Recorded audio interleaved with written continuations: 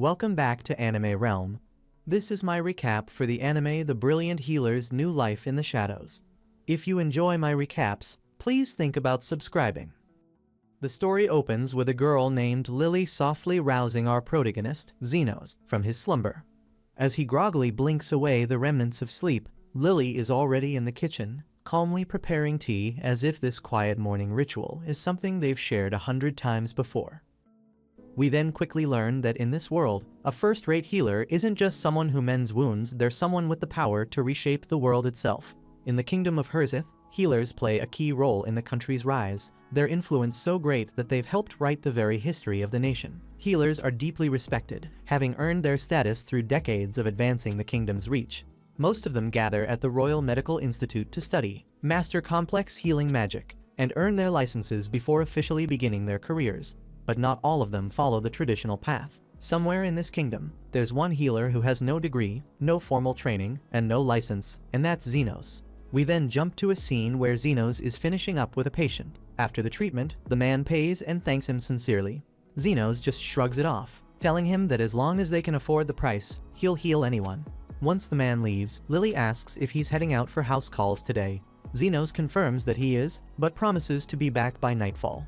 Lily smiles and tells him she'll have dinner ready when he gets home. Xenos heads out, and the moment the door closes, she turns her focus to preparing the evening meal. While Lily is still in the middle of cooking, Carmilla drops by to check on her. Lily apologizes, saying the food isn't quite ready yet, and Carmilla leans in to check what's cooking, and it turns out it's stew. Carmilla is already looking forward to dinner, but Lily tells her not to worry, she's got this handled. After all, she is Xenos' future bride. Hearing that, Carmilla backs off with a lazy grin and decides to head to her room and slack off. Not long after, Zofia shows up at the clinic looking for Xenos. Lily lets her know he's out on house calls, so Zofia decides to wait anyway, but she sighed because she came early, hoping to catch some time alone with him. But she wasn't the only one who thought about this because Linga soon arrives too, looking for Xenos. Lily gives her the same answer, and Linga pouts, clearly disappointed because she was planning to rub her tail on Xenos and smother him with affection. Zofia suggests she head back home since she's already here waiting, but Linga is not giving up that easily, and she'll wait too. Their rivalry starts to heat up, but Lily interrupts them both.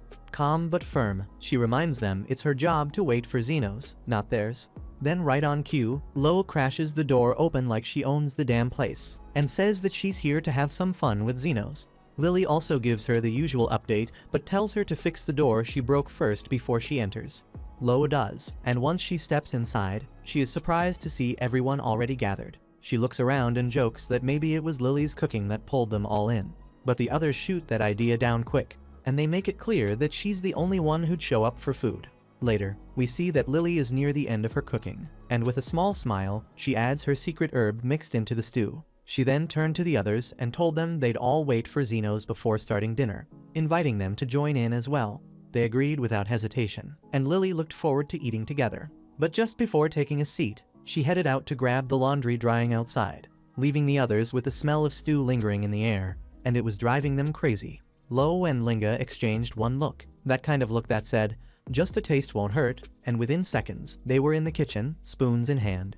The second they tasted it, their self-control vanished. They kept saying they were just tasting, not really eating, but even Zofia could see they were lying through their teeth. She warned them that Lily was going to destroy them if she found out.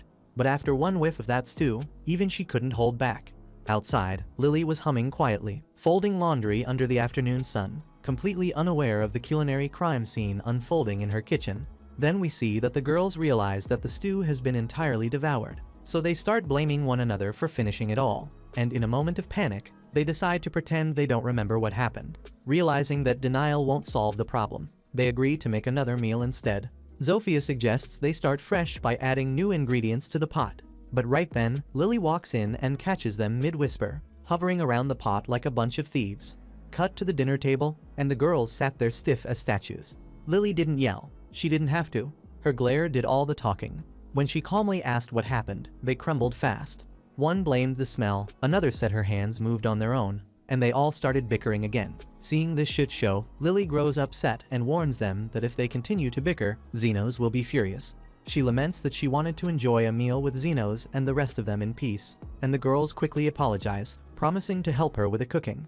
but Lily then reveals that she prepared only enough ingredients for tonight. Just then, Carmilla storms in, furious that they've consumed all of her stew. Linga immediately apologizes, and the others quickly follow suit. Carmilla demands to know how they plan to make amends, half-jokingly suggesting she might have to devour their souls in retribution. Lily intervenes, insisting that they bring her the missing ingredients, and the group hastily agrees, dispersing to gather them. After that whole mess, Lily realizes with a sigh that she's also just used the last of her secret ingredient. Carmilla, still lingering nearby, raises a brow and asks if she's not mad at the others for eating everything.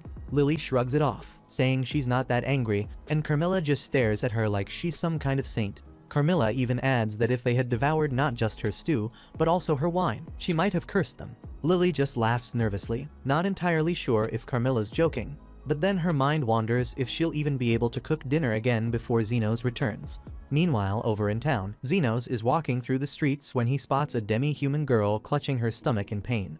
Soon, her master appears and reveals that she is his slave. He demands to know where she ran off to, and she explains that she suffered from a stomachache and went to a clinic for help, but they turned her away because she lacked the money to pay for treatment. Enraged that she prioritized her own comfort over work, her master drags her away like she's a broken tool instead of a person. Zenos keeps watching as the man drags her all the way to a graveyard and literally throws her onto the ground like garbage. He mocks her, says this kind of dirty place suits a demi-human like her. Clearly not seeing the spirit his cruelty just awakened. He kicks her in the stomach again, demanding she get up and start digging graves, but she doesn't even have the strength to respond. Still, he ignores her pain and tells her if she wants to eat, she'd better dig up something valuable. Then he turns around to leave, leaving her lying there in the dirt. But before he can make it far, she snaps. Possessed by a spirit, the girl suddenly lashes out, slashing at him hard enough to draw blood. So now he's the one panicking. He stumbles backward and runs straight into Zenos, begging for help and saying his slave just went crazy. But Zenos doesn't even blink and tells the man to step aside and listens as the man points at his slave. Seeing her, Zenos calmly asks what exactly he did to her. The guy explains that he merely told her to resume her work. And when Zenos asks about the work, the man starts deflecting, lies about it, and says that it is just some farm work. He then flips the script, whining about being injured and needing medical help. And he even offers Zenos money if he'll stop the girl. The possessed slave then launches an attack on the master, but Zenos intervenes to protect him.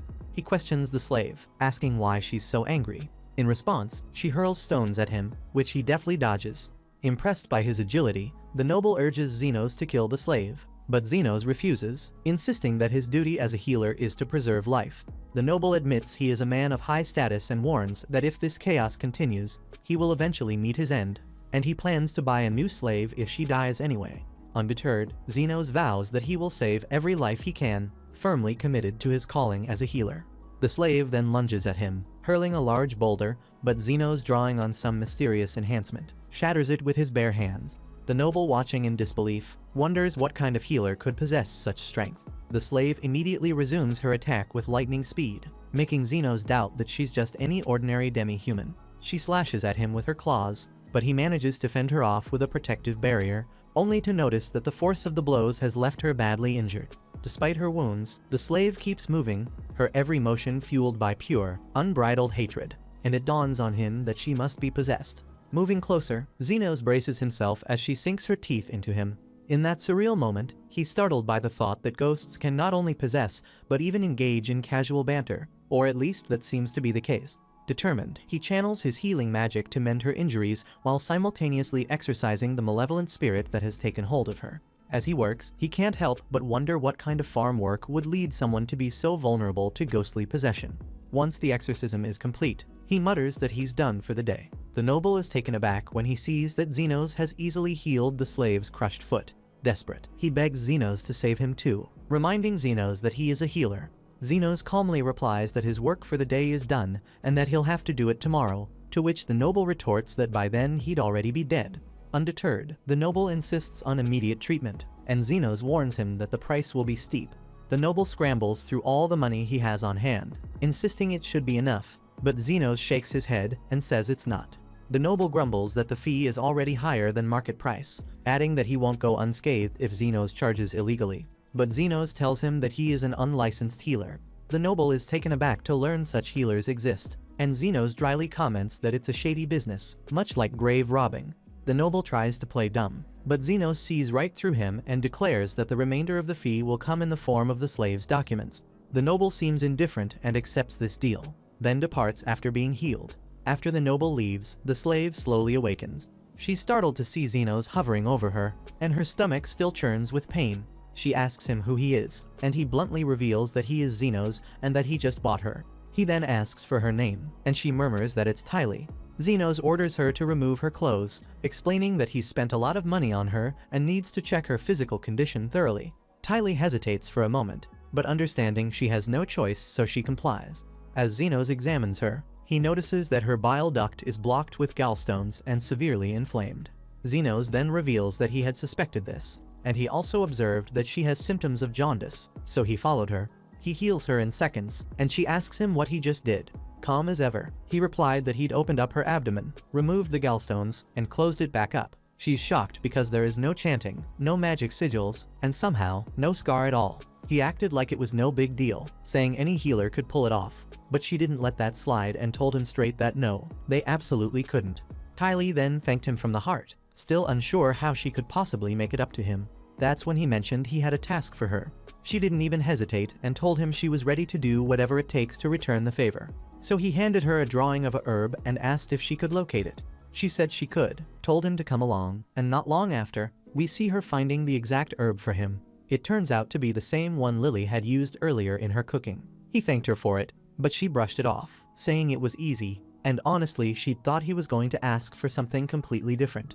Zenos then told her that her part was done, but she didn't feel like it was nearly enough. He disagreed, telling her that as a rule, he only takes compensation that matches the effort he gives. She still didn't think she'd done anything worth that kind of help, but he told her the truth. It may seem small, but it's something he couldn't have done without her.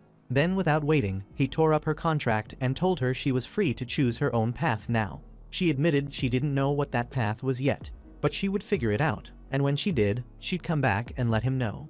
He didn't mind and wished her well and told her to come find him again if she ever got hurt. Later that night, he returned home. Lily greeted him, telling him dinner wasn't ready yet. Right then, the three food thieves came back from gathering ingredients, and he couldn't help but wonder why they were even here. They kept their mouths shut about having already eaten his share, and Lily decided to whip up something new. Zenos stepped into another room, and the moment Carmilla caught sight of him, she smirked because she could tell something was different, like she could literally smell another woman on him. He shot her a look and told her to shut it. Lily then asks him to wait while she prepares dinner, but he stops her, and she catches on quickly because what he really wants is some black tea, and she tells him that she'd go make it right away. We're taken back to a time when Zenos was once a member of a prestigious adventuring party known as the Golden Phoenix. But everything shifted the day their leader, Astan, tossed him a gold coin like a master throwing scraps to a servant. Without a shred of hesitation, Astan declared that Zenos was no longer part of the group. He called him dead weight, claiming the party would thrive faster without someone like him holding them back. Zenos knew better. Deep down, he was the glue holding this reckless team together, but Astan didn't care. The truth was, Zenos had only been recruited to act as a disposable meat shield, someone nobody would cry over if he died on the battlefield. Now that the party had grown powerful, Astan believed they didn't need Zenos anymore. Zenos tried to make him see reason, pointing out that the only reason they made it this far was because he was always there to patch them up after Astan's dumb decisions. But Astan shut him down, mocking his rough, unlicensed healing magic and saying any half-decent healer could replace him. Elsewhere, tucked in the shadows of a grimy alleyway, a pair of slave dealers were in the middle of trying to subdue an elf girl. The awful woman reminded the ugly guy to be gentle. Since elves were incredibly rare and worth more if they were unbruised, the guy already had her pinned, but Lily, despite everything, wasn't going down easy. She slammed her foot to his gold balls, and while he was doubled over in pain, she bolted. She almost made it too, but the man grabbed his bow and shot an arrow straight into her ankle. Lily crashed to the ground, unable to run, and the bastard caught up quickly. He tried to pin her again, but she chomped down on his hand like a rabid dog, forcing him to stab her just to break free. That's when Zenos walked into the alley and spotted the scene, Lily bleeding on the ground, barely conscious. He looked at the two bastards and asked if they were the ones responsible. They didn't even try to deny it. They told him to piss off, reminding him that slavery was perfectly legal around here. Lily was their property, and they could do whatever they wanted with her. Zenos understands the situation. They were technically right by the law, so his hands were tied. But then he thought of something. He reached into his pocket, pulled out the very gold coin Astan threw at him, and offered to buy Lily. It's not nearly enough to buy an elf, not even a wounded one. But the traders take one look at Lily, bleeding out and probably minutes from death, and decide it's not worth dragging a corpse to market. So they took the money and left without another word. Once those scumbags are gone, Xenos walks over to Lily, checking if she's still hanging on. She's already made peace with the idea of dying in some random alley, so she tells him to just leave her there and save himself the trouble. But Xenos calmly tells her she's not dying today. Lily glances down at her wounds and blinks in disbelief because her wounds are already completely closed up. Not even a scar left behind. She looks at him stunned and quietly thanks him, apologizing for making him spend his gold coin just to save her. But Xenos brushes it off. He didn't even want to keep that coin anyway. Just holding it reminded him of Astan, and he'd rather forget that asshole existed. He asks Lily if she's got anywhere she can go, but she doesn't. I mean, she was a slave 2 minutes ago, so she doesn't exactly have a house or wallet waiting for her. She also admits she's starving, so Xenos offers to get her something to eat and maybe find her some decent clothes along the way. He ends up taking her to a small diner nearby, grabbing her a fresh outfit before they come in. Lily is all smiles as she chows down, clearly loving every bite of her first real meal in who knows how long. But after a while, she notices that Xenos hasn't ordered anything for himself, so she asks why, and he tells her he's just not hungry. But truth is, he's flat broke. He spent everything he had on her food and clothes, and since he got kicked out of Golden Phoenix, he's gonna need to figure something out fast before he ends up starving in the streets. As they're sitting there, a guy stumbles through the door. His arm's a mess, burned and bleeding, clearly injured, and from the looks of it, he's been in some trouble and barely made it out. Xenos watches him quietly, analyzing the damage. Judging by the hole in the arm and the scorched edges, it looks like the guy caught a hit from a magic gun. Fortunately, he's a lizardman, and their bodies regenerate pretty well on their own. But even so, that injury's deep. If left untreated, it could take days to close up, and he'd be in constant pain the whole time. So Xenos lifts his hand and casts a healing spell, and after a few seconds, the wound seals up like it was never there. The man freezes, looks down at his good-as-new arm, then turns to Xenos with wide eyes, asking who the hell he is. Before Xenos can even speak, Lily jumps in and proudly declares that he's a legendary healer. The guy's never heard of him, but he's clearly impressed and grateful, so he really doesn't care. He then gives a few coins to Xenos as a way of thanks and promises to spread the word about Xenos. At first, Xenos doesn't get why the guy just handed him money. Then it hits him. Healers usually charge for their services. That spark ignites something in his brain, and he starts thinking, if he plays this right, he could start a new life as a full-time healer. But there's a problem. Since he's from the slums, getting an official healing license isn't exactly on the table. And if he opens a legit business, he'll have to deal with taxes, permits, inspections, all the red tape. And like a wise man once said, tax evasion isn't a crime. It's an act of survival. So yeah, Xenos is going off the grid. He's gonna run his clinic underground, healer for hire, no questions asked. Lily doesn't really get everything Xenos is saying, but if he's serious about setting up a clinic, she wants in. Xenos pauses, thinking it over. Running an underground clinic without a permit isn't exactly legal, and dragging a kid into something like that doesn't sit right with him. But Lily reminds him that he technically bought her, so by the rules of this twisted world, that makes him her master now, which means she's sticking by his side, no matter how many rules get bent or broken. Xenos didn't buy her to own her, he just didn't want her bleeding out in some alley. But Lily hits him with the harsh truth, she's got nowhere else to go, and if he leaves her behind, she'll probably get scooped up and sold again, so that'd be on him. Eventually, Xenos sighs and gives in and tells her she can tag along, and Lily immediately pledges to serve him with her whole body, which makes Xenos nearly choke and ask her to not make it sound so creepy. Anyway, first things first, if Xenos is going to set up shop, he's got to find a roof to sleep under. So he takes Lily to one of the sketchiest, most forgotten parts of the city. The place looks abandoned and borderline cursed, but that's exactly what he's looking for. Lily glances around nervously and asks why they're even here. Xenos explains that if he's running a shady back alley clinic, the last thing he needs is the Royal Association breathing down his neck. A place like this is quiet, off the radar, and best of all it's free. Lily can't really argue with the logic, but she's clearly spooked. She points out that abandoned districts like this are notorious for being infested with monsters, especially the creepy kind. They finally stumble across a house that's somehow still standing, and Xenos thinks he's hit the jackpot. But the second Lily sees it, she freezes because it looks like something straight out of a horror novel. Classic haunted house vibes. If they're unlucky, they might even attract a wraith. Xenos raises an eyebrow, unfamiliar with the term, Lily explains that wraiths are ghost-type monsters who can literally turn someone into a spirit with just a single touch. They step inside, and it's pitch black, so Lily offers to light the place up with a basic spell. That catches Zenos off guard because he didn't know she could use magic. But Lily shrugs it off, saying it's just simple stuff. Once the room lights up, they finally get a good look around, and it's honestly as bad as Lily feared. Dust, cobwebs, cracked walls, it's a total fixer-upper. But Zenos is oddly upbeat. The place might look cursed, but the roof doesn't leak, and the structure's solid, so in his eyes, that's more than enough to start his new work. But just when they think they've found the perfect spot, a big problem shows up, and turns out the house already has a tenant. And not just any tenant, but an actual wraith, who floats out of the shadows and tells Zenos she's going to drain the life right out of him. Lily starts panicking immediately, while Zenos just lets out a sigh, clearly annoyed that the place wasn't as empty as it looked. Carmilla then lunges at Zenos without hesitation, but he shuts her down instantly with a burst of healing magic that blasts both her arms clean off. He doesn't even flinch, because compared to the horrors he faced in the labyrinths while rolling with Golden Phoenix, Carmilla is just another Tuesday. Back then, whenever Aston got pissy, he'd toss Zenos into the dungeon solo, and he ran into wraiths all the time, so he's taken down dozens, maybe even over 100 by now. See, healing spells aren't just for fixing wounds. They're especially nasty against undead creatures. Zenos then casually apologizes to Carmilla for trespassing, saying he didn't realize someone already lived here, but the housing options are non-existent around here, so he politely asks if she'd be okay with him staying. Carmilla's offended by the sheer audacity. She's the queen of wraiths, and some random squatter is asking if he can crash at her place, so she snaps her ghostly fingers and summons a whole crew of angry spirits to chase him out. Zenos sighs again, then hits them all with a mass heal spell that erases them like chalk off a blackboard. Now Carmilla's the one panicking.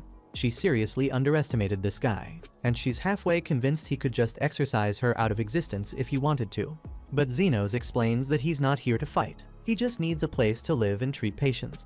Carmilla knows she's outmatched, so she agrees to let him and Lily have the first floor, but she claims the second floor as her territory. Zenos is happy with the deal, but Lily is stuck trying to figure out which one of them is more terrifying. Carmilla, the Ghost Queen, or Zenos, the healer who casually obliterates spirits. By the time morning rolls around, Lily's getting restless. With no patients yet, she offers to go outside and spread the word about their new clinic. But Zenos quickly shuts that down. If they start advertising out in the open, the Royal Hospital might catch wind of what they're doing, and that would be bad news. He tells her to be patient, and someone's bound to show up soon. And right on cue, the front door creaks open, and their first customer steps inside. Lily jumps up to welcome them, only to realize it's the same guy Zenos patched up the day before. Zenos figured he'd return eventually because anyone getting blasted by a magic gun usually isn't walking the clean and lawful path, and people like that tend to avoid legit hospitals for obvious reasons. The Lizard D-Man introduces himself as Zond and says he needs Zenos to check on his sister. Zenos says he'll take a look, so Zofia rolls up her sleeve and shows him a shallow wound on her arm. She says the injury's been acting weird since yesterday, and the moment Zenos inspects it, he realizes she's been hit with some kind of magic-based poison. Zofia asks if there's anything he can do to fix it, but since the wound's been left untreated all night, the tissue in her arm is basically toast. Zenos tells her the safest option is to cut the whole arm off before the poison spreads any further.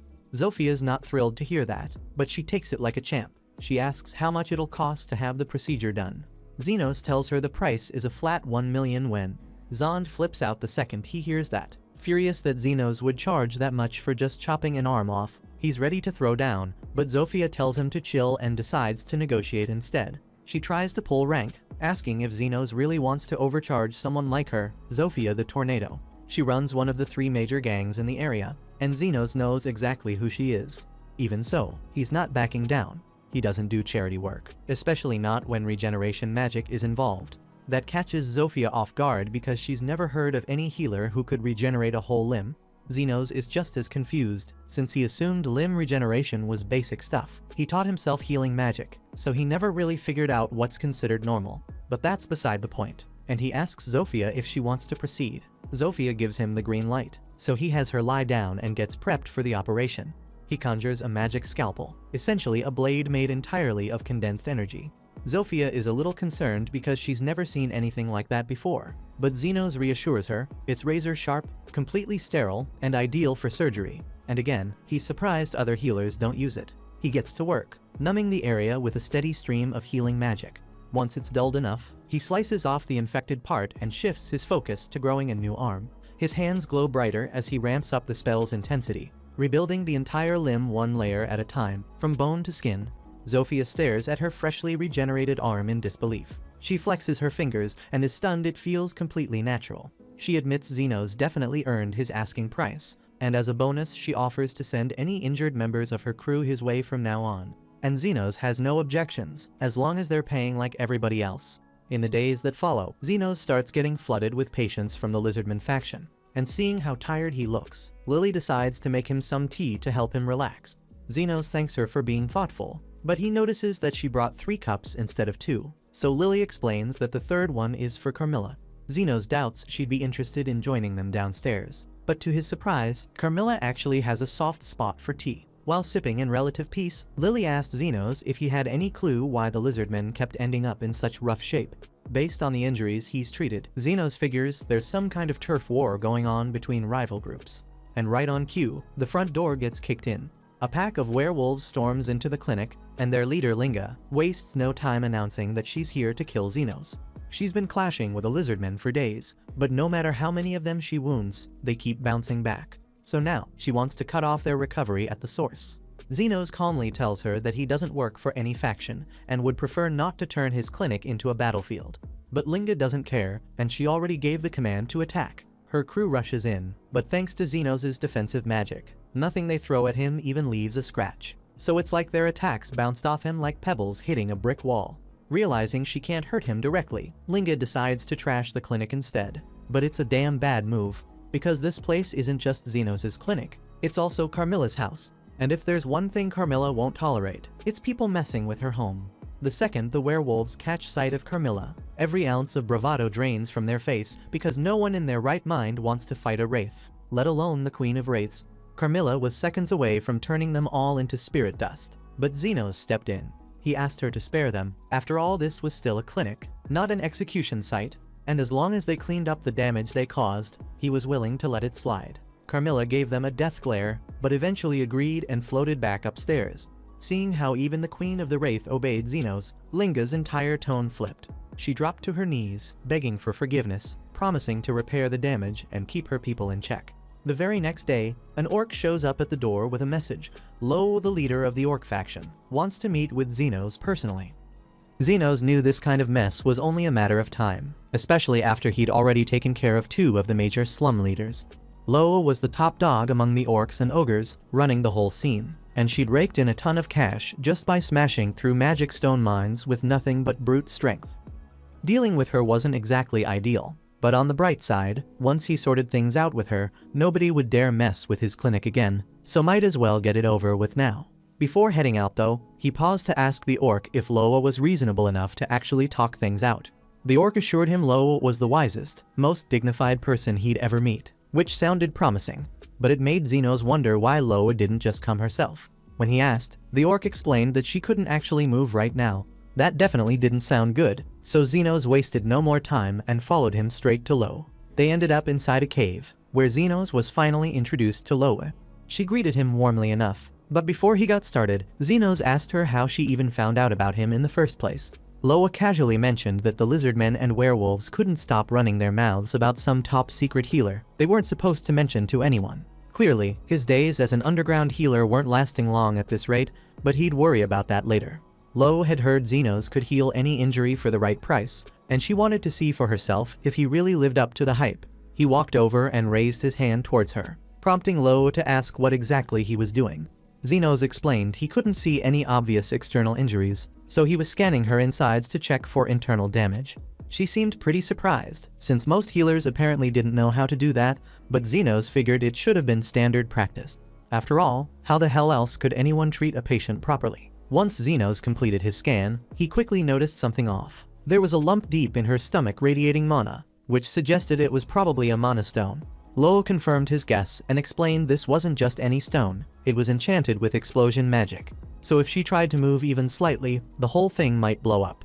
Xenos immediately thought someone must have tried to assassinate her by sneaking it into her food or something, but Lo clarified it wasn't anything sinister like that. In fact, she'd simply gotten really hungry, saw something that looked like a rice ball, and ended up swallowing the freaking stone by accident. She even insisted it was an honest mistake that anyone could have made. Zenos definitely doubted that, but he wasn't too worried either way. After all, monostones usually found their own way out eventually. Zenos started heading out, but Loa stopped him, saying things weren't that simple, because when she'd eaten that damn monostone, she'd accidentally chewed it up, meaning there wasn't much time left before it blew. Lo had already made peace with dying because of her dumb mistake, but she couldn't bear the thought of her men refusing to abandon her. Zenos then asked what she expected him to do about it, and Lo explained she just wanted him there so she could leave all her wealth to him. Because if she exploded, the empire she'd built would collapse, and she'd rather have her fortune go to someone decent than let it fall into the wrong hands. Apparently, while researching Zenos, she'd found out he charged high prices for healing, but never took money for treating kids, which made her convinced he was a genuinely good guy. Lo then tossed him a key, explaining it would give him access to her treasure vault after her death. But Zenos never agreed to let her die in the first place, and considering she hadn't blown up yet, he knew she must have eaten the stone recently enough to save her. Without a second thought, he summoned his magic scalpel and moved right toward her. Loa's men initially panicked and tried stopping him, but before they could intervene, Zenos had already made his move. In just a few seconds, he'd sliced open Loa's stomach, pulled out the explosive monostone, and healed her wound without a hitch. Everyone was speechless as he calmly showed them the dangerous stone in his hand, but the stone was still primed to explode. So to keep everyone safe, Zenos wrapped his hands tightly around it, containing the blast. The explosion could have easily wiped out the entire cave, but he'd shielded his hands with defensive magic beforehand, so despite the pain, he was fine. Afterward, Zenos handed Lo back her key, telling her there was no need to donate her fortune anymore. Lo couldn't quite believe that he'd actually chosen to save her instead of grabbing the cash, but Zenos shrugged it off, saying he only charged a fair price for healing, so taking an entire fortune would have been excessive. At that moment, Lo decided she genuinely liked Zenos, promising him that if he ever needed anything, he just had to ask, and she'd do whatever she could to help him. She even offered to deploy her warriors as guards around his clinic, but Zenos politely declined because having orc soldiers on his doorstep would attract too much attention. A few days passed, and Lily was sitting by the clinic's front desk, sulking because Zofia, Linga, and Lo had been coming by a lot more than usual. Zenos noticed that too because those three had been showing up regularly, but none of them seemed injured. He started wondering why they even bothered visiting, and at first he thought they were probably just bored. But Carmilla quickly corrected him, explaining that those women were clearly in love with him. Zenos couldn't wrap his head around that idea, because in his eyes, he was just an ordinary underground healer and nothing special. But Carmilla was confident she knew what she was talking about. Lily became worried at the idea that one of those girls might start dating Zenos and take all his attention away. But Zenos assured her he'd never date any of them, not to be mean or anything. But he thought they were all kind of crazy weird. Still, Carmilla warned, it was only a matter of time before those three started a war to decide who got to claim Zenos. He thought things would never escalate that far, but as fate would have it, the very next day Zofia came into the clinic with a basket of fruit, casually mentioning she planned to declare war on the other factions, for reasons she conveniently refused to explain. Right after her, Linga and Lo showed up as well, each bringing their own gifts and also talking about starting a war against the others. Zenos protested loudly, trying to get them to reconsider, but they flat out refused to listen. Carmilla found the entire situation hilarious, joking that many people were about to die due to Zenos' apparent womanizing tendencies. Zenos didn't appreciate the way she put it, but there was no denying he had a major problem on his hands. The deathmatch was already scheduled to begin at noon, and Zenos couldn't just sit back and let them kill each other over something this silly, so he had to take action. After a while at the stadium, Zofia, Linga, and Lo had already gathered their respective armies, fully prepared for an all-out brawl. The atmosphere was tense, and just as the battle was about to kick off, Zenos suddenly appeared, causing everyone to stop and look in his direction. The three girls watched him closely, waiting to see what he'd say. But Zenos surprised everyone by calmly stating he wasn't there to stop them. He acknowledged their long-standing grudges against each other and figured it was better to let them fight it out until they were satisfied, instead of trying to force a peace they didn't want. With Zenos' blessing, the girls all agreed they would fight with everything they had, and as an added incentive, whoever survived the fight would get to claim Zenos' virginity. Zenos didn't recall agreeing to that damn part, but before he could object or clarify anything, the battle had already started. Zofia was the first to make a move, lunging forward with her daggers aiming straight for Linga's neck. But Linga quickly dodged the attack, backflipping to safety. In that instant, Lo jumped into action, trying to flatten Zofia with a flying dropkick. but Zofia saw it coming just in time, sidestepping the attack, which resulted in Lo accidentally smashing into some poor background characters instead, as if she were bowling. Zofia and Linga fought again, their weapons locked as they struggled to overpower each other. Just as they were about to land decisive blows, Lo returned to the fray, leaping down from above and nearly crushing both of them beneath her massive attack. Zofia stumbled into the orc section of the stadium, prompting her to fight her way out, and soon everyone else followed suit, turning on each other's factions and triggering complete chaos. The scene quickly became brutal, people slashing, cutting, and throwing punches left and right. Yet, astonishingly, even after 6 relentless hours of battle, not a single combatant had fallen. It was at that moment Zofia suddenly noticed something strange. The wounds on her arms were healing themselves right before her eyes.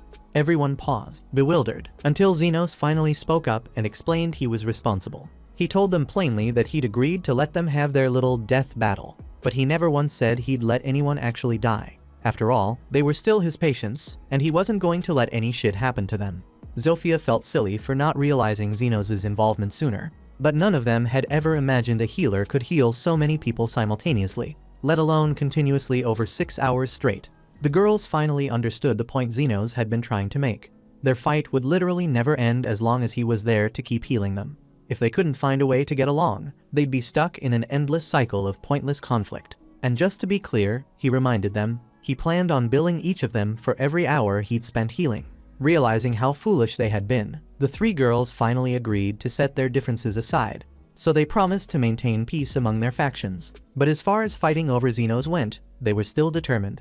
Only this time, they agreed they'd compete peacefully without any damn bloodshed. Meanwhile, Lily approached Xenos, curious as to why the hell he'd gone through all the trouble of intervening in the battle. Xenos paused for a moment, remembering something his old teacher once told him. A healer who could only mend wounds was third-rate. A second-rate healer could restore the entire body. But a first-rate healer was someone who could make the world a better place. Xenos admitted he wasn't sure if he had it in him to be a first-rate healer, but that didn't mean he wouldn't try. He wanted to improve life in these slums somehow, and besides he joked that if everyone died, he'd run out of patience. Lily smiled softly to herself, knowing full well that Xenos' tough talk was just his way of covering up how much he truly cared. After all, if the demi-humans stopped fighting, he'd actually have fewer patients coming in, which meant less money for him. Yet he still chose peace over profit, and this genuine kindness was exactly why Lily liked him so much, and she told him as much directly. Of course, her words went straight over Xenos' head, leaving him slightly confused. In any case, it was getting late, and Xenos decided it was time to go collect payment and head back home. Lily was a bit taken aback. She had thought Xenos was joking earlier when he said he'd charge them for all the healing during their battle, but apparently, he was completely serious. Healing an entire stadium full of people was exhausting work, and there was no way he'd let something like that slide without compensation. At the same time over in the capital, the commander of the Royal Knights was meeting privately with the Vice Commander Krishna. Noticing the commander's troubled expression, Krishna asked if something had happened. He explained he'd heard a strange rumor. Apparently the long-standing war among the demi-human factions in the slums had abruptly come to an end. Krishna found this difficult to believe. Those factions had been locked in a bloody feud for years, so it seemed impossible they'd suddenly decided to play nice. The commander agreed it sounded unlikely, but if true, this was potentially a serious problem. The kingdom had been stable for centuries precisely because the impoverished, disenfranchised people were always too busy fighting among themselves to cause trouble for the nobility. So if these factions found peace and united, they could demand changes, perhaps even outrageous stuff like rights, equality, and maybe even free healthcare. And that shit would be a big problem. Rumor had it that a single individual was responsible for mediating peace between these factions. Determined to eliminate this threat, the commander tasked Krishna with dealing with him. Krishna accepted the assignment without hesitation, promising she would track down this troublemaker and arrest him for the crime of disturbing the war by bringing the damn peace. Meanwhile, back at Xenos' clinic, Xenos sneezed suddenly, which made everyone around him worry that he might have caught a cold. Linga immediately offered her fluffy tail as a blanket, while Lo enthusiastically invited him to warm up by burying his face between her legendary black cushion. And that shit makes Lily so devastated because she didn't have either of them. Xenos then insisted it was nothing more than a regular sneeze, reminding them all that he still needed to heal Zofia, so they should probably quiet down until he finished his work. After carefully healing Zofia's injured arm, Xenos asked her how the hell exactly she'd managed to hurt herself, since it had been a long time since he'd needed to patch her up. Zofia admitted she'd gotten hurt on the job last night. Her usual work involved stealing from corrupt nobles and redistributing the wealth to the poor like the legendary Robin Hood. But this time she was caught sneaking into the wrong aristocrat's home. She had encountered Krishna, the vice commander of the Royal Knights, a ruthless woman known for shooting first and asking questions later, typically with her magic fire guns. Hearing this, Carmilla began to worry that catching Krishna's attention might spell trouble for Xenos. But Xenos wasn't particularly concerned. After all, he figured there was no reason for someone as high-ranking as Krishna to care about a low-profile underground healer like himself. Elsewhere in the slums, Krishna was already prowling around, gathering information on Xenos. She noticed the demi-humans coexisting peacefully, which made her suspicious, so she approached a lizardman and asked bluntly who was responsible for ending the demi-human war. The lizardman didn't recognize Krishna, but he was fully aware Xenos wanted to keep his identity hidden, so he refused to say anything, and tries to walk away. But Krishna wasn't having it, and drew her gun, threatening to shoot his precious stick if he didn't talk. However, the lizardman didn't budge. He was ready to take a bullet if it meant protecting Xenos. Just then, Zofia and her brother happened to pass by. Seeing them approach, Krishna realized she wasn't prepared to deal with Zofia right then, so she quickly slipped away into the abandoned section of the city. Wandering aimlessly, she stumbled upon Xenos' clinic by sheer luck and decided to go inside to ask for directions back to the main city. Xenos kindly offered to show her the way, but right as he was about to help her out, Lily walked into the room with some tea. The moment Krishna caught sight of Lily's elf ears, her expression darkened instantly. And without warning, she drew her magic fire gun and fired a blast directly at Xenos' damn head.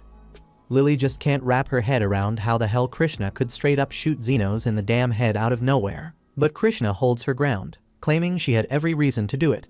On top of her main mission, she was also assigned to look into a string of kidnappings happening around the area. And the second she saw that Xenos was human and Lily was an elf, she instantly assumed he had to be the culprit. So naturally, her gut reaction was to pull the trigger without a second thought. Krishna's logic has numerous flaws, so Lily quickly clarifies that Xenos essentially adopted her, and she's staying here willingly. Krishna soon realizes she may have rushed to judgment, and upon further consideration, it would indeed be strange for a kidnapping victim to appear as cheerful as Lily. Fortunately, the bullets she used were non-lethal, so she assumes she didn't kill Xenos, though she suspects he might have been knocked unconscious by the impact. Yet, to her astonishment, Xenos seems completely unharmed. She apologizes for hastily shooting him due to her mistaken assumption. Yet she remains curious as to how he survived without a damn injury. He explains that he simply used defensive magic to block the bullet before it reached him. But Krishna doubts this, stating that ordinary defensive magic should never be capable of blocking her bullets. As far as Xenos is aware, his defensive spells should be perfectly ordinary, so he doesn't quite understand her point. However, throughout her career as the vice commander of the Royal Knights, she has witnessed numerous types of defensive magic, and she immediately recognizes that Xenos' shield matches that of a grand sorcerer. The moment Krishna mentions her position as vice commander of the Royal Knights, Xenos and Lily instantly become uneasy, realizing that her presence could cause significant trouble for them. Krishna, however, evidently has something specific she wishes to request from Xenos. Hoping to avoid further confrontation, Xenos agrees to speak with her, but simultaneously sends a discreet warning to all his clients, urging them not to visit while Krishna is present. They all sit down together, and Krishna explains to Xenos that she's currently undertaking a covert mission and would like his cooperation. Xenos insists that he doesn't wish to become involved, but Krishna argues that it's the duty of every citizen to cooperate with the orders of knights. Given Krishna's unpredictable nature, Xenos figured refusing could end with another bullet to the face, so he reluctantly decides to go along with her request. Krishna then informs him that her mission is to locate a specific man and arrest him immediately upon identification. She has neither a name nor description, but the person she's after is the mediator responsible for ending the conflict between the various factions. Xenos chokes on his tea once he figures out that the individual Krishna is attempting to capture is actually him, but he remains calm and inquires why she's pursuing the mediator. Krishna clarifies that the Knight's orders absolutely can't disregard someone who possesses the ability to create peace among the factions. But when she resorted to aggressively questioning one of the locals, he refused to give her any damn information despite her threats. From Krishna's perspective, if the residents of the slums won't betray the mediator, it must imply he's a sinister mastermind who needs to be stopped. Xenos attempts to reason with her, suggesting it's entirely possible that this mediator is deliberately keeping a low profile. So if she simply leaves and abandons her search, he likely won't cause any issues. Krishna then asks Xenos if he personally knows who the mediator might be, so he quickly makes up an excuse, saying he's merely speaking intuitively. Regardless, Krishna insists that she can't just ignore the mediator since she received explicit orders from her commander, and anyone capable of ending the conflict between the factions represents too significant a risk to ignore. Lily intervenes and tells Krishna there's no need to worry about the mediator destabilizing the country, because his only interest is earning money through honest labor. But judging by the way Lily is describing the mediator, it sounds as if she knows him personally. Lily immediately panics and quickly assures Krishna that she doesn't know the mediator either, causing Krishna to grow somewhat suspicious. But she decides to let it slide for the moment. As it's getting late, Xenos uses this as an opportunity to encourage Krishna to leave. But while he's escorting her out, she notices the bed placed in the corner. She finds it unusual that Xenos would position a bed in this spot, causing Xenos to grow anxious because it's actually the clinic's patient bed, prompting him to nervously claim it's just an extra bed.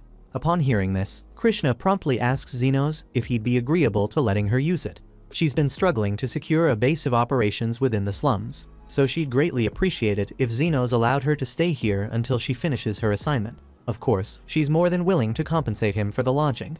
Xenos can't really decline without raising Krishna's suspicions, so he reluctantly agrees, and Carmilla finds the whole scenario amusing.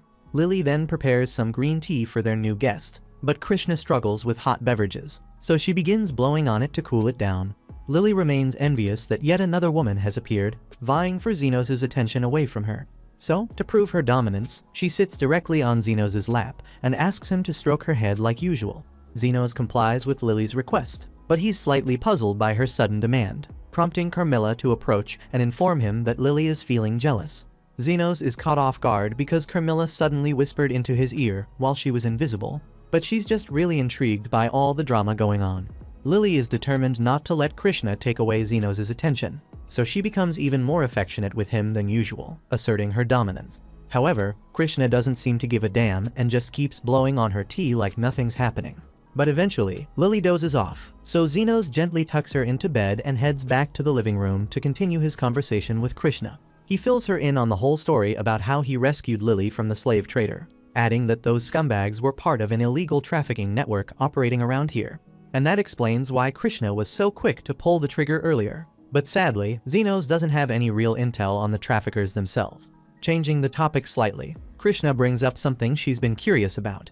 Given how it's obvious Xenos must be an extremely skilled mage, having perfected his defensive magic, Krishna wants to know if someone could regenerate an entire arm if they put the same amount of effort into healing magic. Xenos starts to question whether healing an arm is really such a rare feat for a healer. But before he can complete his thought, Krishna interjects, insisting that it should be impossible. The only individuals who could achieve something like that would be saints or healers of the absolute highest caliber.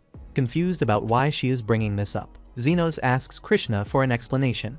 Krishna then describes how she recently fought against Zofia, recalling that she severely damaged Zofia's arm during the confrontation. However, when she saw Zofia again yesterday, her arm was fully restored. Krishna is convinced there must be a healer in the slums powerful enough to regenerate limbs.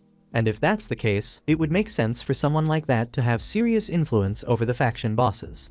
Krishna intends to continue her investigation the next morning, hoping to discover some clues about this supposed evil healer. But Xenos doesn't understand why she automatically assumes the healer would be evil. In fact, Krishna seems to harbor a very negative opinion of the entire slum, prompting Xenos to ask if she has a specific reason for feeling that way. Krishna admits she may have a biased perspective, but it stems from someone from the slums murdering her mother. Krishna's mother was a compassionate woman who genuinely wanted to help everyone she could. She frequently visited the slums and organized events to distribute food to those who couldn't afford to eat. But one day she simply didn't return.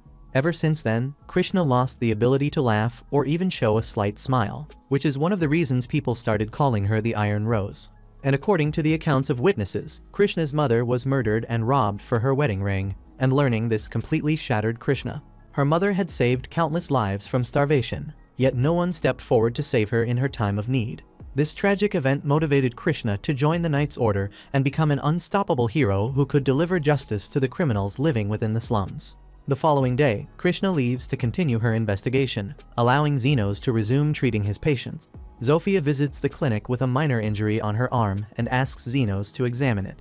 Xenos begins treating her but advises Zofia to be cautious since Krishna could return at any moment. And speaking of Krishna, she suddenly appears at the clinic to ask for directions after getting lost on her way out again. As soon as Krishna notices Zofia, she immediately draws her guns, prompting Zofia to retaliate by pulling out her knives, so a brief standoff ensues between them. Krishna then questions Zofia, asking if there's genuinely an evil healer assembling criminals to threaten innocent people. Zofia doesn't deny the existence of a healer, but insists that he definitely isn't evil. While Zofia herself is a thief and doesn't strictly follow the law, she knows firsthand that some among the nobility are guilty of far greater crimes. For example, Zofia is aware that Krishna is investigating the trafficking ring, and after conducting her own research, Zofia discovered that the mastermind behind it is actually an aristocrat. Initially, Krishna doesn't believe her, as the trafficking ring is known to operate primarily in the slums. But Zofia clarifies that this is merely a clever deception intended to mislead the Knight's Order from uncovering the true criminal behind it all. Krishna remains skeptical, but requests that Zofia reveal who is responsible for the kidnappings, prompting Zofia to name a man called Calendar. Krishna finds this difficult to accept, considering Calendar is widely recognized as a generous philanthropist who prides himself on educating orphan children, and thus could never be involved in child trafficking. Zofia expected that Krishna wouldn't trust her, given that Krishna sees everyone from the slums as criminals. However, the mediator has never treated them that way. Instead, he treats everyone fairly and consistently gives people second chances, unlike Krishna and her misguided version of justice. Krishna becomes furious when Zofia insults her concept of justice, and she's about to fire her gun, but Xenos steps in front of her, demanding that Krishna lower the damn weapon. Krishna orders Xenos to step aside, but he refuses, saying he can't allow harm to come to Zofia since she's his patient. He apologizes for not being upfront earlier, but he confesses that he's actually the mediator Krishna has been searching for. Krishna assumes Xenos is just lying to protect Zofia because there's no way he could possibly be the healing mediator. After all, he's already demonstrated mastery over defensive magic, and there's no way in hell he could also excel in healing magic. Xenos doesn't necessarily consider himself a master, but he's certain of his abilities in both healing and defensive magic, since both simply require him to enhance the body's natural processes. Krishna finds this entire explanation absurd and remains unconvinced that Xenos is the healer, although it's evident he's siding with Zofia. Out of respect for the hospitality Xenos provided her yesterday, Krishna decides to exit peacefully without engaging in conflict. As Krishna leaves, Lily notices she's heading towards the district inhabited by aristocrats, prompting Xenos to suddenly realize her destination. Krishna took Zofia's accusation against Calendar seriously, prompting her to visit his manor to investigate. Obviously, she can't directly confront him about the child trafficking allegations, so Krishna fabricates an excuse for her presence. She tells him that she's heard about a recent increase in theft in the area, and Calendar confirms he's been experiencing difficulties with the Lizardman gang lately. Krishna then informs him that she plans to boost security patrols in response. However, before implementing these patrols, she wishes to inspect Calendar's estate to gauge his current security measures. Calendar understands her reasoning and readily offers to guide her on a tour of his mansion. Krishna is then shown throughout the entire manor, and after the tour concludes, Calendar asks her opinion on his security setup. Krishna praises him for his meticulous approach to safeguarding the estate, but during her inspection, something odd catches her attention. She requests permission to use the restroom before departing, and Calendar sees no issue with this, so she slips away from his office. Given Calendar's high social standing, extensive security isn't unusual, but Krishna finds it peculiar that so much effort has been devoted to protecting the backyard area. Suspecting something might be hidden there, she peers over the wall and quickly notices a hidden entrance. Krishna cautiously makes her way down the passage, and to her shock, she realizes Zofia was telling the truth, that Calendar truly was behind all the kidnappings. But before Krishna has the chance to aid the captured children, Calendar sneaks up behind her, grabs the guns she left upstairs, and blows off her arm. He laughs at how effortlessly he managed to defeat a knight, taunting her for poking her nose where it didn't belong. Now, he simply needs to finish her off and resume his trafficking business. But just as he's about to make his next move, Zofia and Xenos arrive. Xenos had become concerned when he realized where Krishna was headed, so he asked Zofia to lead him there. Calendar is determined to leave no witnesses, so he switches Krishna's gun to lethal mode and shoots Xenos straight in the face. Yet, to Calendar's complete disbelief, Xenos remains unharmed, though he admits the lethal shots did sting quite a bit. Calendar panics, attempts to escape, but drops the gun in his frenzy, allowing Xenos to pick it up.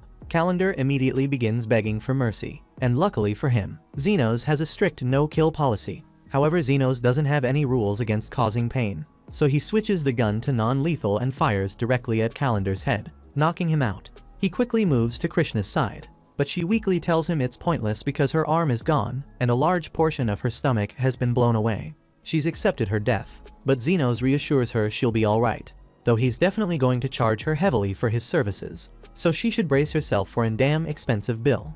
Moments later, Krishna is fully healed. Astonished by Xenos' ability to instantly repair such critical injuries, she finally accepts that he was truthful about being the mediator, but her interest in arresting him has vanished entirely, as she now views him as a genuine hero. Xenos, however, doesn't consider himself a hero at all. He was simply a healer doing his job by ensuring nobody died. If anyone deserves to be called a hero, it's Krishna herself, because she was the one who first took action for the children's sake. She might have been misguided occasionally, but deep down, she genuinely cares and wants to create a better world. Zofia and the lizard men then assist in freeing the children from the dungeon. But with the royal knights approaching fast, Xenos isn't interested in dealing with them, so he decides to leave with the others. However, before he departs, Krishna stops him, curious why he decided to save her despite her being an enemy at the time. Xenos simply turns around and replies that he wanted to ensure she pays her outstanding bills. She still owes him money for the night she spent at his clinic, and now there's the additional cost of healing. He expects full payment by the week's end. Krishna, amused by his ridiculous reasoning, laughs for the first time since the loss of her mother. The next day, we see Xenos and Lily walking side by side down the street, casually chatting about picking up some tea, when out of nowhere, Xenos catches sight of the old spot he used to call home back in the slums, and the sight pulls him straight into his memories. He'd been a dirt-poor orphan with nothing, no family, no future, only wasting his days just sitting in that filthy alley, doing nothing but barely scraping by. One day, Astan was wandering through the slums, trying to choose a child to kidnap, but thus far he's frustrated because none appear suitable enough to serve as human shields. At that moment, he notices Xenos and decides he's perfect, approaching and initiating a conversation with him. Essentially, Astan says to Xenos, "You're impoverished, jobless, and starving, so join me on an adventure." He speaks with a polite demeanor, infused with false kindness, leading Xenos to mistakenly think Astan is genuinely nice. Despite this, Xenos hesitated to accept because it's rare for slum dwellers to become adventurers. However, Astan assures him that as long as he possesses the skills, he can accomplish anything. Astan then asks Xenos if he has any particular skills, to which Xenos responds that he knows some healing magic. But Astan is highly skeptical, since mastering healing magic typically takes years of rigorous training at the Royal Academy, making it improbable for a random orphan to learn it independently. Nevertheless, whether Xenos truly knows healing magic or not doesn't matter to Astan, because he intends to use Xenos merely as a distraction if anything goes awry. Once Xenos agrees to join him, Astan takes him into the forest. There, the pair confront a wolf monster. During the battle, Astan gets slightly injured, prompting Xenos to heal him using his magic. Then Astan charges the wolf, and Xenos employs his healing magic again to enhance Astan's speed, enabling Astan to decapitate the wolf effortlessly with a single strike. Astan, however, strangely fails to notice that his injuries healed mid-combat, or that he suddenly moved faster at a crucial moment, leaving him convinced that Xenos is utterly useless. After several years of enduring this dynamic, Astan eventually expels Xenos from the party, and we know how Xenos has spent his time since then. However, Astan's group hasn't fared quite as well, because after removing Xenos, Astan and the remaining party members set out toward a cave for their next mission. This mission holds significant importance, as they intend to leverage it to curry favor with influential nobles within the kingdom. Though all of them resent the intense labor involved, Yuma then informs them that the quicker they finish their task, the quicker they can return to the inn and resume drinking. Andres feels thrilled because ladies always flock around them whenever they say they're members of the Golden Phoenix group. After all, their team is renowned for successfully finishing quests and defeating magical creatures without taking any damage. Right at that moment, they encounter the creatures they're here to defeat, so Astan unsheathes his blade and prepares to strike. He instructs Guile to cast protective magic on him while he rushes ahead, and Guile does precisely that. But even while Astan is battling the wolves, his arm still gets scorched. And at the same time out back, Yuma is being attacked by one of the wolves, so he's out of the picture for good. Astan shouts at Andres to quickly cast some offensive spells, but it takes too damn long to finish chanting the incantation, and he even gets blasted by a fireball mid-spell. Astan is stunned and questions whether his group has always been this damn incompetent, but it's evident they're not going to win this battle, so he commands everyone to withdraw immediately. Once they're out the hell, Aston questions his teammates why they're having difficulty against monsters that barely reach B rank, but Andres reminds him he wasn't particularly effective against the wolves either. Guile asks Aston if there's a chance Xenos had been truthful when he claimed he was healing them. But Aston finds it impossible since there's no way a lowly commoner like him could have possibly mastered healing magic. Still, to be cautious, Aston thinks it might be wise for their group to recruit a healer. Several days later, they go back to the cave after recruiting a healer, whose name is Human, but she informs Aston up front she's not skilled at battlefield healing. She typically provides healing services only in the capital, but she coincidentally possesses an adventurer's license, so she agreed to accompany them. Still, she wonders why the Golden Phoenix would even require a healer given their reputation for successfully completing missions without injury. But Aston refuses to explain what occurred, telling her instead to mind her own damn affairs. Guile then questions Human about whether Yuma will recover, as he was severely injured by the wolves last time. Human was the healer who treated him, so she's confident he'll survive. But considering how critical his wounds were, there's no possibility of him ever returning to adventuring. You'd assume Aston would show some sympathy toward a teammate who became permanently crippled, but he simply moves past it, stating Yuma wasn't valuable enough to keep around anyway. And if you are wondering why this quest holds such significance, a nobleman requested a scarf made from a fire fox's fur as a present for his daughter. If completing it places Aston in Lord Fennel's favor, he's prepared to put his life on the line for that scarf. Yet, barely 2 seconds afterward, the plan crumbles because the wolves launch an unexpected ambush. Aston quickly retaliates and tells Guile to apply defensive spells to everyone. But as Aston moves in to attack, he can't land a single blow against any of the wolves. The wolves then unleash 4 fireballs at him, and Aston manages to deflect 3. But the 4th fireball strikes Andres in the stomach, knocking him out immediately. Aston continues swinging fruitlessly at the wolves, but soon Human shouts that they must withdraw because Andres' condition is critical. Aston can't believe everything is collapsing yet again, and when they finally get outside, he snaps at Guile, demanding to know why he failed to shield Andres with defensive magic. However, Human points out that Guile's defensive spell was indeed effective, and without it, Andres would have been instantly killed by a blast of that magnitude.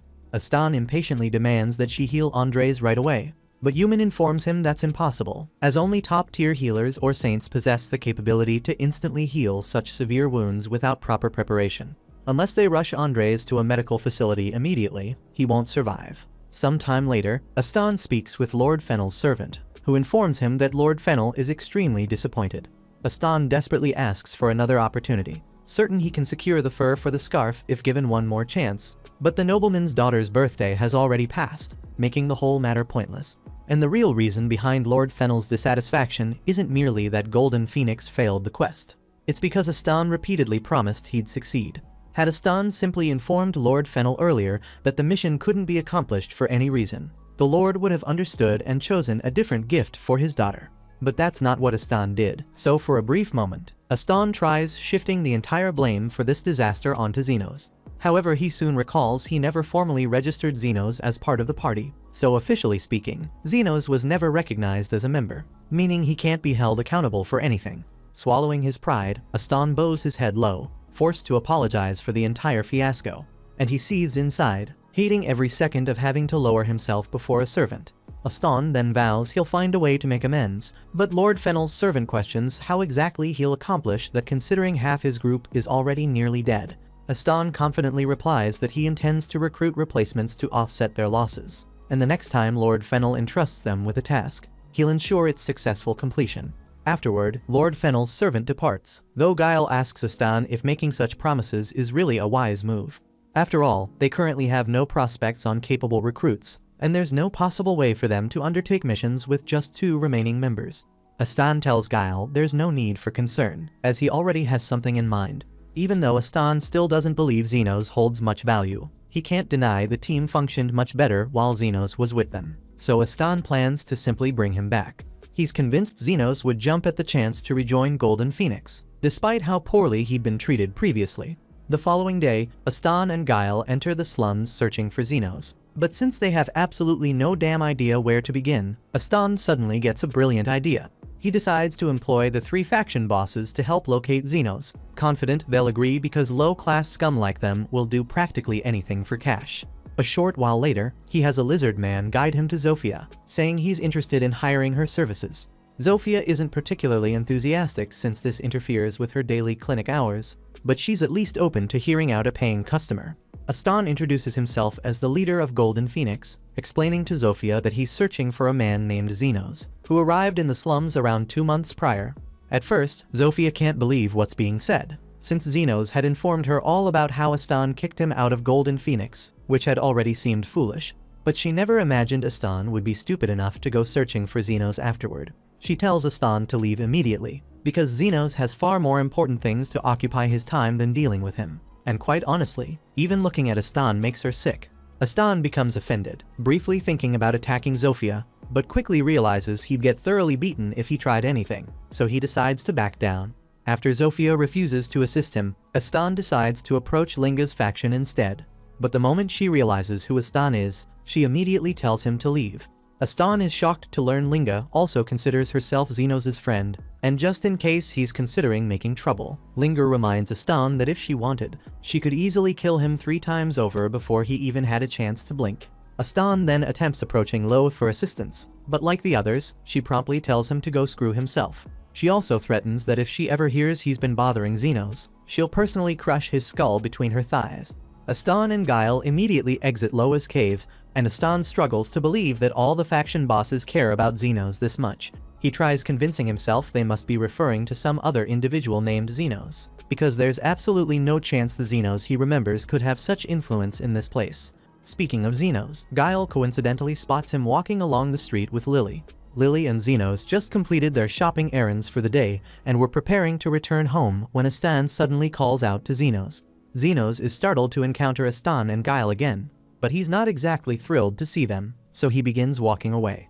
Aston stops him and loudly announces that he specifically came here to welcome Xenos back into Golden Phoenix. But before Aston can even finish his damn sentence, Xenos flatly rejects his ass. Aston can't believe this rejection since he was sure Xenos would jump at the chance to return to their party. But Xenos begins listing every bit of mistreatment he endured under Aston, including the terrible conditions and insulting pay. There's literally zero incentive for Xenos to rejoin Golden Phoenix. But if Aston is truly desperate, Xenos suggests he could tag along for a few missions, provided he's available. However, Xenos refuses to continue working merely for recognition, so Aston would need to offer him fair payment this time. Xenos demands 50,000 for minor healing and $1 million for major healing services. In addition, Aston must pay separately for Xenos' defensive spells and buffs. But if Aston finds these terms unacceptable, there's nothing else to discuss, so Xenos once again begins walking away. Aston feels deeply insulted that Xenos dares to reject his offer, so he unsheathes his blade and attempts an attack. But before he can get anywhere close, he's blasted back by Krishna. She tells Aston that it's downright idiotic to launch an attack right in front of a royal knight. She had actually come here looking for Xenos herself, but since Aston just attempted an assault, she's now obligated to place him under arrest. However, Aston quickly points at Guile, claiming he's the one who forced him into it, then immediately flees like a coward because he definitely doesn't want his ass to end up imprisoned. After all that shit show, Xenos and Lily return home for the evening, and shortly afterward, Zofia, Linga, and Lo arrive. They inform Xenos that Aston attempted to hire them to track him down, and even though they all rejected his request, Zofia remains concerned that he might persistently keep coming after Xenos. If Aston decides to approach the unlawful underground guild, he might even manage to hire an assassin to go after Xenos purely out of resentment.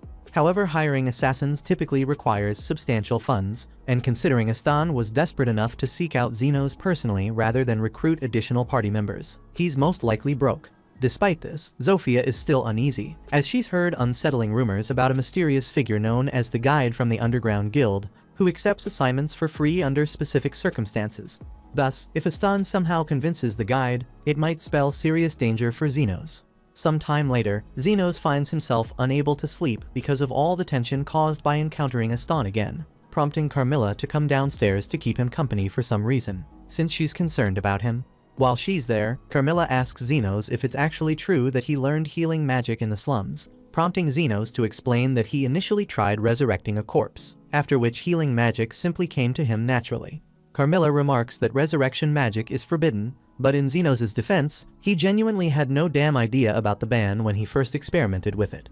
On the topic of forbidden magic, Carmilla remembers something resembling artificial life from her own lifetime. It occurred during the Demon Lord's reign, and he frequently waged war using golems animated by forbidden spells. Right at that moment, Xenos hears chaos erupting outside, so Carmilla volunteers to investigate, and to her shock, she witnesses a significant portion of the slums engulfed in flames as a rampaging golem wreaks havoc. Turns out Astan really was that vindictive because he actually tried to get Xenos killed, but the problem was that Astan was dead broke and couldn't afford a legit assassin, so someone steered him toward the guide. The guide said he'd maybe consider doing it for nothing, but only after hearing the full situation to judge if it was even worth his attention. Astan laid everything out, ranting in detail about what happened, and the guide couldn't stop laughing. Astan was a pathetic, self-centered clown, and the whole thing was just sad. But still, the idea of targeting Xenos sounded like fun, and it gave the guide a perfect excuse to test out one of his newest little creations. Back in the present, Xenos and Carmilla had just made it into the town, and up close, the scene looked way worse than they expected. Buildings were trashed, streets torn apart. Then not long after, Linga, Lo, and Zofia showed up, asking Xenos for help because the golem had seriously injured a lot of their people. Xenos asked if they had any clue where it came from, but they were just as lost. The only thing they'd seen was the golem coming from the far end of the slums, but that didn't explain anything. Hearing that made Xenos uneasy. If the creatures were coming from deep in the slums, the underground guild might have a hand in this mess. But now wasn't the time to speculate. So he turned to the others and told them to start gathering all the wounded in one place so he could begin healing. And once he was done with that, he swore he'd make whoever caused this disaster pay for it.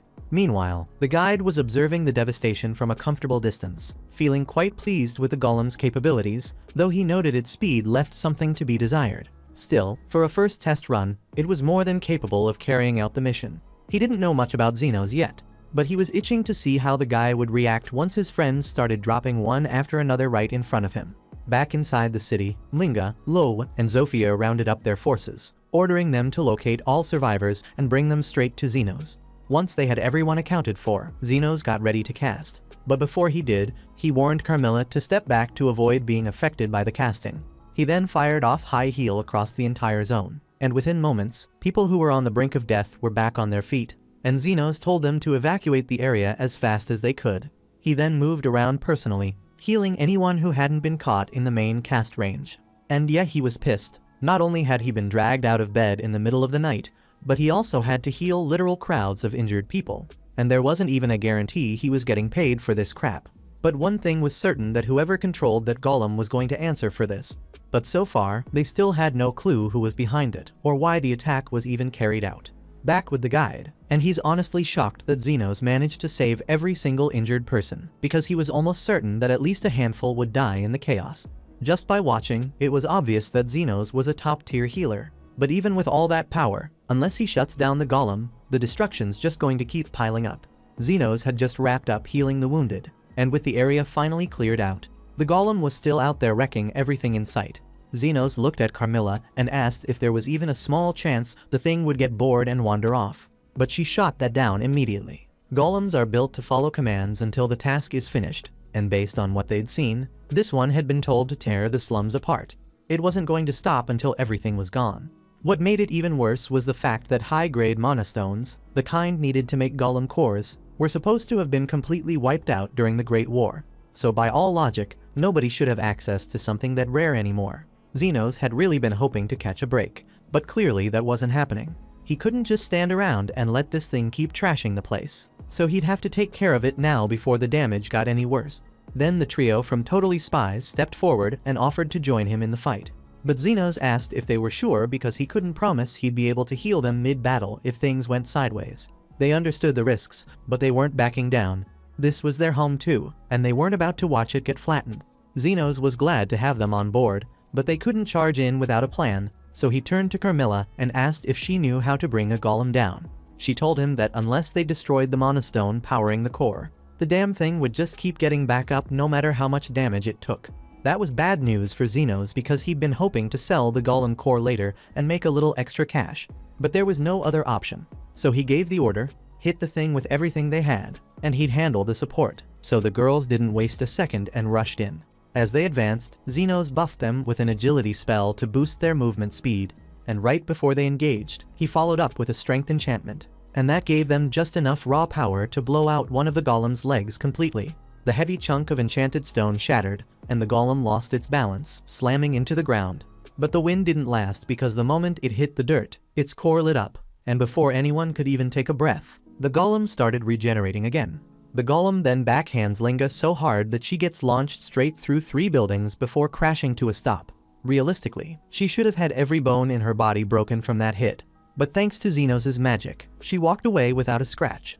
It had been a long time since Xenos had been in an actual fight, so he was a bit out of shape, but that was quickly wearing off. He just had to remember 2 things. First, if he strayed too far from the group, his enhancement spells wouldn't reach them. Second, since healing, speed, and power buffs each had a different cast sequence, he couldn't activate them all together, so he'd need to rotate them in real time based on the flow of combat. After a few minutes, Xenos picked up on the fact that the golem didn't regenerate instantly. If they hit it hard enough all at once, it would stay down, at least for a bit. He then shouted for the girls to break both its legs, and once they did, the thing started toppling over again, but just as it was falling, something went wrong.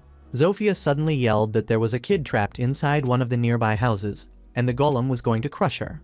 Xenos tried to reach her, but she was too far. He couldn't throw a protection spell across that distance in time, so he sprinted toward her, hoping to pull her out, but he didn't make it, and the girl should have been dead. But then somehow, the golem stopped itself mid-fall and avoided hitting her.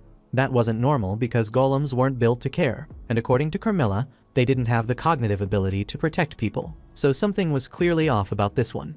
Xenos scanned the construct, and there it was. Astan was trapped inside. The guide was genuinely caught off guard by how fast Xenos put the pieces together. Still, he didn't care because Xenos knowing wouldn't change a damn thing. The monocrystal he'd used was flawed. It couldn't make a standard golem on its own, so he used a human as the core instead, and Astan had been the perfect lab rat. The guide lured him in, planted the crystal in his chest, and used him to generate a functioning golem core. And from that point on, Astan and the golem became permanently fused. Now, the guide was watching closely, curious to see how Xenos would react. After saving all those lives, would he really be able to kill someone? Xenos took a long breath, then calmly told the others to clear the battlefield. The girls hesitated because they didn't understand why Xenos wanted them to back off when they were seconds away from finishing the fight. But now that Xenos knew what was truly happening, he realized this wasn't something they could handle together, and it was something only he could face. Although they didn't grasp the full situation, they trusted Xenos' judgment, and without question, they withdrew from the field, giving him the space he needed. Once the others had cleared the area, Xenos faced Astan and said it was time to end this, once and for all. Their whole connection started when Astan picked him up out of the slums, but even back then, it was all self-serving. Still, the moment he saved that little girl, something shifted. Xenos remembered what Guile had once told him. Astan's obsession with wealth and power stemmed from a tragic past. When Astan was a kid, his little sister died because he didn't have enough coins to pay a healer, and since then, he'd been chasing money and control like a man possessed. That girl must have reminded him of his sister, which is probably why he instinctively intervened. It doesn't make up for all the crap Astan's pulled, but it makes Xenos wonder, maybe there's still a sliver of humanity buried in there somewhere. But right now, Astan was out of his damn mind, and Xenos didn't have time to figure out if he could be saved, so he pulled out his scalpel. Astan then tried to crush him on the spot, but Xenos dodged and morphed the scalpel into a blade, slicing clean through both of Astan's arms. He then leapt into the air and tore open the golem's chest, exposing Astan's real body. He hated doing this, but he had to make sure Astan couldn't cause any more chaos, so he slashed him across the torso. The guide watched in silence, genuinely surprised that Xenos had gone through with it so decisively. But then again, based on what he'd heard, Astan had treated Xenos like crap for years, so maybe this was personal or even revenge. But that wasn't it, because what Xenos was actually doing was way more precise. He was targeting only the parts of Astan that were fused to the monocore. He was surgically severing them, not killing. And once those parts were cut, Xenos moved in and started healing Astan's body. The guide was stunned because pulling off something like this took ridiculous precision and focus. And the guy had just healed a whole damn city not 10 minutes ago. Xenos himself didn't even care that much if Astan lived or died, he wouldn't lose sleep either way. But somebody had to pay for the destruction, and he knew damn well Astan was too broke to pay for the damages himself. So he refused to let him die, not until he spilled the name of the person who created the golem. And even if Astan was piece of shit, Xenos couldn't ignore the fact that if he hadn't received that severance coin, he never would have been able to save Lily, and his clinic wouldn't exist today. And more importantly, Xenos had made an oath to save as many lives as he could, and that oath extended even to Aston. Xenos then raised his blade one last time and brought it down on the mana crystal, shattering it completely and freeing Aston from the golem once and for all. Things finally calmed down after all the chaos, and once Aston came to, the full weight of everything hit him. For the first time, he really understood how insane Xenos' abilities were. While trapped inside the golem, Aston had stayed partially conscious, just enough to witness Xenos coordinating the leaders mid-fight like some kind of battlefield tactician. That's when it hit him. Xenos must have been doing the same damn thing back when he was part of Aston's old party. Getting turned into a puppet and used like trash made Aston realize just how much of an asshole he'd been all along. He knew no apology in the world could erase the crap he pulled, but still he had to try. Xenos, however, wasn't having it. He couldn't stand watching Aston stutter out half-baked regrets. He told him to lift his head, not because he forgave him, but because he wanted to land one clean hit before heading home. He'd been dying to clock Aston in the face for years now, and knocking out a half-conscious guy just wouldn't have felt satisfying. But that he was awake, though there was nothing stopping him. So Xenos quietly cast a 10x strength buff, stepped forward slowly like a man walking toward destiny, and unleashed the most cathartic punch of his entire life. Aston went down cold, and a few hours later, Aston woke up with a pounding headache and Krishna standing over him. She calmly informed him that she'd already bumped into Xenos earlier, so she had a pretty good idea of how everything went down. Then she added that he was damn lucky no one died, or he'd be staring down murder charges right now. That said, she was still placing him under arrest for a whole list of things: property damage, assault, and somehow, public indecency. Because apparently Xenos' punch had knocked every last piece of clothing clean off his body. And she also mentioned that Xenos left a few parting words for him. The first message: Xenos had taken Aston's sword while he was unconscious. It was a well-crafted blade, and selling it should be enough to cover all the damages he caused. Then Krishna told him there was one more message and instructed Aston to look at his hand. And when he opened it, he saw a single gold coin, Xenos' idea of severance pay, so that was it. And with that coin, Xenos never wanted to see or hear from him ever again. Aston sat there, eyes to the ground, feeling completely gutted. He knew damn well he deserved it, but now he really had nothing left.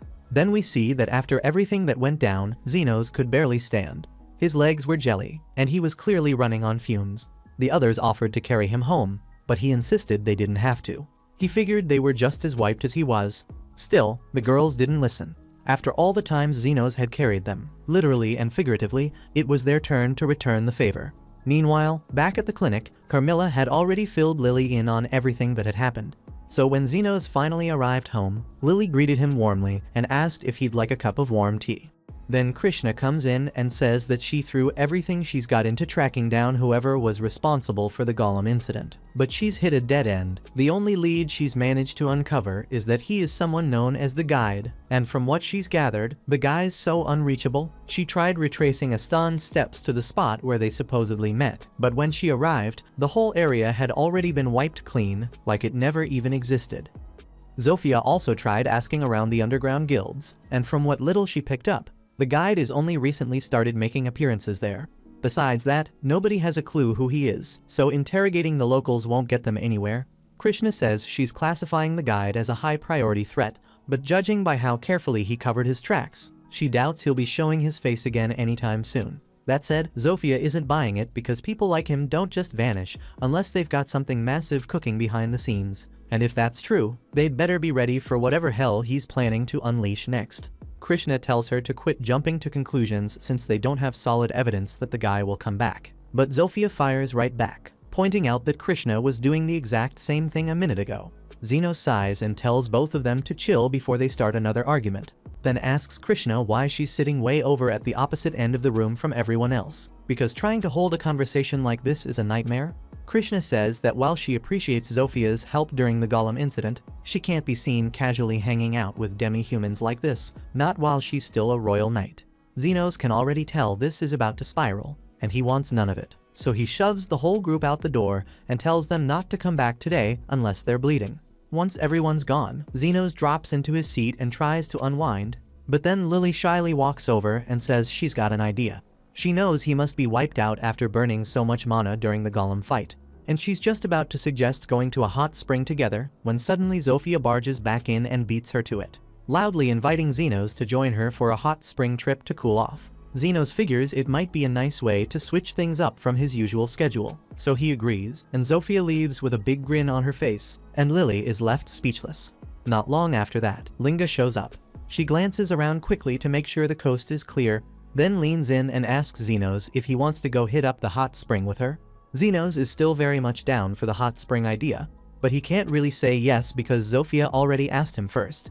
But before he can even explain, Linga just smiles and says she'll catch him there, then heads out. Moments after that, Lo arrives, and Zenos doesn't even need her to speak because he already knows exactly what she's about to say. Sure enough, she came to ask him to go to the hot spring too, and when Zenos reacts like he saw it coming, Lo takes it as confirmation and cheerfully says she'll see him there. Then a little while after that, the exact same damn thing happens with Krishna. By this point, Zenos is seriously starting to wonder what the hell is going on, and why everyone is suddenly acting like the hot spring is some kind of romantic battlefield. That's when he remembers Lily was about to ask something earlier before the others barged in. But now she just stands there quietly, clearly embarrassed, and Zenos doesn't push it. She doesn't say a word, but it's obvious she was going to invite him too. Meanwhile, Carmilla heard everything from the other room. She's cracking up, watching Lily lose her shot after working up all that courage. Zenos, of course, has no clue what she's laughing about. Still, Carmilla figures things are bound to get fun over at the hot spring, and she's not about to miss out. It's been a long time since she got to relax at one anyway, so she announces she's coming too. Sometime later, Zenos is finally chilling in the bath when Zofia struts in. He immediately tells her she's in the wrong spot and this is the men's side, but Zofia waves him off and says it's fine. She hung a fake out of order sign outside, so they shouldn't be interrupted. Zofia came in ready to seduce him, no shame about it. But instead of going full force, she decides to play it casual and strike up some small talk while they sit in the water. She mentions how people keep saying she's different ever since she met Zenos, and he admits it's true. She's way less hostile than she used to be. Still, that doesn't change the fact that she's way too close for comfort right now. Zofia was hoping to catch him off guard and slide right into his arms, but Zenos notices, so she gets impatient and tries to wriggle her way in. Just then, Linga barges in and calls her out for jumping the line, accusing her of sneaking in just to get alone time with Zenos. But let's be real, Linga's here for the same thing. She fakes being lightheaded and starts stumbling toward Zenos like she's about to pass out right into his arms. But Zofia isn't having it and grabs Linga mid-fall, and the two immediately start grappling like a pair of jealous cats. Right in the middle of that chaos, Lo suddenly rises out of the water like some kind of battle spirit and demands to be part of whatever madness is going on. Zenos stares at her and asks what the hell she's doing here, and more importantly, why she's not wearing a towel. Lo casually replies that she's been lurking under the water this whole time, just waiting for the perfect chance to be alone with him, and as for the lack of clothes, she figured she'd give Zenos a full display of her athletic figure and asks him straight up what he thinks. Zenos squints, but the light behind her makes it impossible to see much. Not that it matters because the entire situation is insane. He just sits there, silently praying that they'll burn off all their energy fighting and leave him in peace. But then of course, Krishna storms in next, furious and yelling at everyone for turning the men's bath into a circus. The others immediately clap back, pointing out that Krishna has no room to talk when she clearly showed up for the same reason. Krishna insists that's not the point, but now all four of them are arguing and fighting over Zenos, and his patience is shot. He finally snaps and shouts for all of them to get lost and head back to the women's bath. It's so loud that Yumin hears him from the other side. She's soaking in the women's bath and can't believe how bold some girls are sneaking into the guys' side like that. But all she can do is hope their drama doesn't mess up her vacation. A minute later, the girls come trudging back into the women's bath, all bummed out that Zenos turned them down, but surprisingly, they're not mad at each other. They actually seem to be bonding. Yumin is genuinely taken aback because it's not every day you see a human, a werewolf, an ogre, and a lizard girl all chilling together like old friends. Later that evening, after everyone's had their fill of steam, they all head out to enjoy a big post-bath meal together. Krishna's still trying to act like she's not part of this mess, pretending she's not friends with anyone. But even she can't resist sneaking glances at the fun and laughing under her breath. Not long after, Zenos tucks Lily in for the night and steps out onto the balcony, where Carmilla is waiting. She asks if he's finally starting to enjoy the trip, and Zenos admits the dinner was nice. Well, it was nice until people started getting hammered and fighting over who got to sit in his lap. Carmilla cracks up and tells him to savor the calm while he can, because things are bound to get chaotic again soon. Zenos tells her to quit tempting fate and jinxing him, but Carmilla just shrugs because a wraith's gut feeling rarely misses her bait. That reminds Xenos that he's pretty sure wraiths can't hang around under the sun for long, so how the hell did Carmilla even get here? She smirks and points at a staff resting against the wall. Apparently, she just possessed that thing and asked Lily to bring it along. Wraiths can only inhabit items they were connected to in life, so Xenos naturally asks what she was doing before she died. But Carmilla still doesn't like opening up about her past. She changes the subject, picks up a bottle, and offers to pour him a drink instead. The next day, a loud blast goes off in the kitchen, and Yumin immediately rushes over to see what's going on. One of the innkeepers is sprawled out on the ground. Apparently he was cooking breakfast when the magic firestones inside the stove erupted, and he took the full hit. His arms in rough shape, burned up pretty badly. Yumin steps in right away, saying she's a healer and will do what she can. She manages to stabilize him, but even she admits she's nowhere near good enough to fix the damage completely. His arm's likely beyond saving, and she insists he needs to be taken to the nearest royal hospital as fast as possible. Though even then he probably won't regain full use of it. Right then, Xenos shows up to check what the fuss is about. Yumin calls out to him, asking for a little assistance moving the injured man to hospital. But from where Xenos is standing, the guy's condition isn't actually that serious. He figures it's not worth the trip to the hospital and casually starts walking away. Before leaving though, and as a small gesture of thanks for the hospitality during their stay at the springs, Xenos quietly heals the man. No charge, no fuss, just like that. He walks off with Lily, and from Yumin's point of view, it looks like he completely ignored the man and just dipped without helping. She's about to call him out for it, until she glances down and sees the man's injuries are totally gone. For a split second, she wonders if maybe her own healing did more than she thought. But no, she knows better. Her skill level isn't anywhere near high enough to pull something like that off. Only top-tier magic users, saints, or legendary healers can perform that kind of miracle. And that's when it clicks. Xenos has to be an elite-level healer. She immediately heads back to report this to her superior, and Bernardo is floored to hear there's a healer of that caliber just wandering around unnoticed. If what Yumin says is true, the kingdom would definitely want someone like that working for them. But tracking him down will be tricky, since Yumin barely remembers any details, just that he had black hair. Bernardo shrugs it off at first, figuring that if Xenos healed someone without asking for a single coin, then he's probably a decent guy, so there is no need to worry too much about him. That is, until Yumin casually mentions that Xenos was also wearing a black overcoat, so that changes everything. Bernardo suddenly reconsiders and decides it is worth trying to find this guy after all. Yumin's cool with the idea, but asks how he plans to pull it off, so he takes a moment to think it through. If Xenos has no official registry or license, that must mean he's unregistered and probably working somewhere deep within the slums. Which works just fine, because Bernardo already has the perfect plan to smoke him out. Later that afternoon, Zahn barges into Xenos' clinic, dragging a half-conscious Bernardo behind him and frantically asks for help. He doesn't know who this guy is, but he suddenly started coughing up blood and collapsed, so Zahn brought him straight here. Xenos quickly warns everyone to keep their distance, just in case it's contagious, and begins a quick diagnostic scan.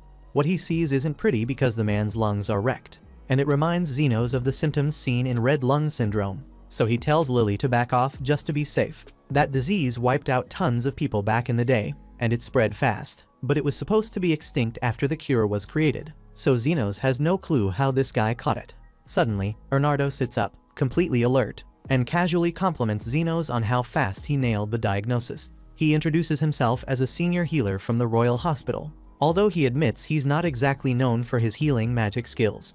Right then, Yumin rushes into the room, panicking, and starts scolding Bernardo for doing something as reckless as faking a deadly illness just to meet Xenos. But Bernardo insists he had no other option if he wanted to see him face to face, and besides the fake illness is starting to seriously suck. He pulls out a vial from his coat and downs the contents, explaining that it's an antidote. He had taken a self-engineered drug earlier that mimicked the symptoms of red lung, knowing it would prompt the locals to bring him straight to Xenos' door. But it's fine now because he's already neutralized the effects. Xenos asks why he even has something like that, and Bernardo says he made it years ago when he was experimenting with red lung strains during the vaccine trials. Hearing this, Xenos immediately realizes that who he's talking to is the doctor responsible for developing the red lung cure, the same one who earned the elite healer title for saving thousands. That aside, Bernardo explains the real reason he wanted to find Xenos was because the way he was described, especially the black coat because it's reminded him of someone he once knew. He asks where Xenos got it, and Xenos tells him it belonged to his teacher, though he doesn't know where his teacher is now. Moving forward, Bernardo says he's here to offer Zenos a spot working at the Royal Hospital. There's a tricky situation developing, and he could really use someone with Zenos' level of expertise. But then the girls show up, clearly having heard there was some sketchy stranger bothering him, and they're ready to throw hands if needed. Bernardo calmly reassures them that he didn't come here to drag Zenos off against his will. He just wants to extend an offer, plain and simple, and Zenos seems fine with the idea. Zofia gives him a look and asks if he's really going through with it, but Zenos nods and says it's the right move. Now that the Royal Hospital knows about his little underground clinic, it's better to have someone like Bernardo on his side. Plus, when Red Lung was still spreading, Bernardo personally made sure to deliver free doses of the vaccine to the slums, and that act makes him a good person. So Zenos sees him as someone worth trusting. The next day, as part of the arrangement, Zenos joins Bernardo and Yumin on a trip to the Royal Hospital, and he's honestly taken aback by how massive the Royal Hospital is. After winding through the halls, they arrive at Bernardo's office, and once Zenos gets comfortable, Bernardo wastes no time and starts explaining the job he's got lined up for him. Apparently, there's been a recent wave of disappearances, and he wants Zenos to look into it. Zenos doesn't have a problem taking the job, but he points out that reconnaissance isn't really his strong suit, so he asks Bernardo if he's sure he wants someone like him handling this kind of work. Bernardo explains that, as a newly appointed member of the Royal Hospital, Zenos will have access to several specialized programs, so gathering intel should be relatively easy. Still, Zenos is worried that if he attracts too much attention, someone might eventually uncover his identity. Bernardo tells him not to stress about it, because he's already built a backstory for Zenos. From now on, if anyone asks, Zenos has just returned from studying abroad. Zenos isn't totally convinced that will fly, especially with other skilled healers around. But Bernardo says as long as he's vouching for him, no one's going to dig any deeper. After that, Yumin escorts Zenos to the hospital dorms where he'll be staying for the next few weeks, and to his surprise, he finds Lily already waiting for him. He immediately asks what she's doing here, and Yumin explains that Bernardo signed off on the paperwork to let Lily move in. According to hospital policy, healers are allowed to live with family members or spouses, so Lily teases that this makes her Zenos' wife now. But in truth, Yumin just listed her as Zenos' younger sister. She's the one who pushed for Lily to come here in the first place, since she figured Zenos would be more comfortable having someone familiar nearby, and honestly, he was nervous about leaving Lily behind, so he appreciates the gesture. Then, Yumin steps out to give Zenos time to settle in, but right after she leaves, Carmilla appears as well. Zenos understands why Lily's here, but he can't for the life of him figure out why Carmilla would come all the way to the capital. Not that she has much of a reason, she just enjoys messing with Zenos, since crazy things tend to happen whenever he's around. Zenos points out that with all the healers in this building, she's risking getting exorcised if anyone spots her. But Carmilla doesn't seem even a little concerned because aside from Zenos, there really aren't many healers here powerful enough to exorcise her anyway. A little later, Zenos is sitting in the cafeteria with Yumin, and she asks how he's settling into the new place so far. Zenos says it's not too bad, but things are about to get hectic, and he still has no clue how to go about getting an official healing license. Yumin says she can walk him through the process since she knows how it works. First, you have to pass a healer aptitude test. If you do, you get accepted into the Royal Healing Academy. From there, it's years of brutal studying, and if you survive that shit, you can take the final exam to earn your healer license. That sounds like a nightmare, so Zenos can't believe there are people actually willing to go through all that. But Yumin says that's just the beginning. Once you're licensed, you'll need to take another round of exams if you want to become an adventurer or work under military contracts. There are even more requirements if you want to move up through the healer ranks. Most folks in this facility are here to do research or level up their academic standing, but all of it just sounds like way too much for Zenos. He cuts her off and asks her to just skip to the part about the missing people. Yumin explains that one of the people who vanished was named Afreed, and he was a top-level healer and a researcher. The guy was known for being gentle and brilliant when it came to medicine, and even Bernardo told her that Afreed played a big role in developing the cure for the red lung disease. Zenos thinks Afreed sounds like someone worth saving, but he still doesn't know much about the situation, so he asks if there are any leads. Right then, the cafeteria doors swing open and Goldrin walks in. Zenos asks who that guy is, and Yumin tells him that's the vice director of the Royal Hospital, also a Class 7 advanced healer. Zenos has no idea what Class 7 means, so Yumin breaks it down. Healers are ranked in 3 tiers, beginner, advanced, and elite, and each tier has 7 levels. So a level 7 advanced healer is the highest point you can reach before hitting elite status. In short, Goldrin's a big deal around here, and apparently, he's aiming to become the hospital's next director. The current director is barely around anymore because he's ancient, so Goldrin basically runs the place now. But under his leadership, things have shifted a lot, but not necessarily for the better.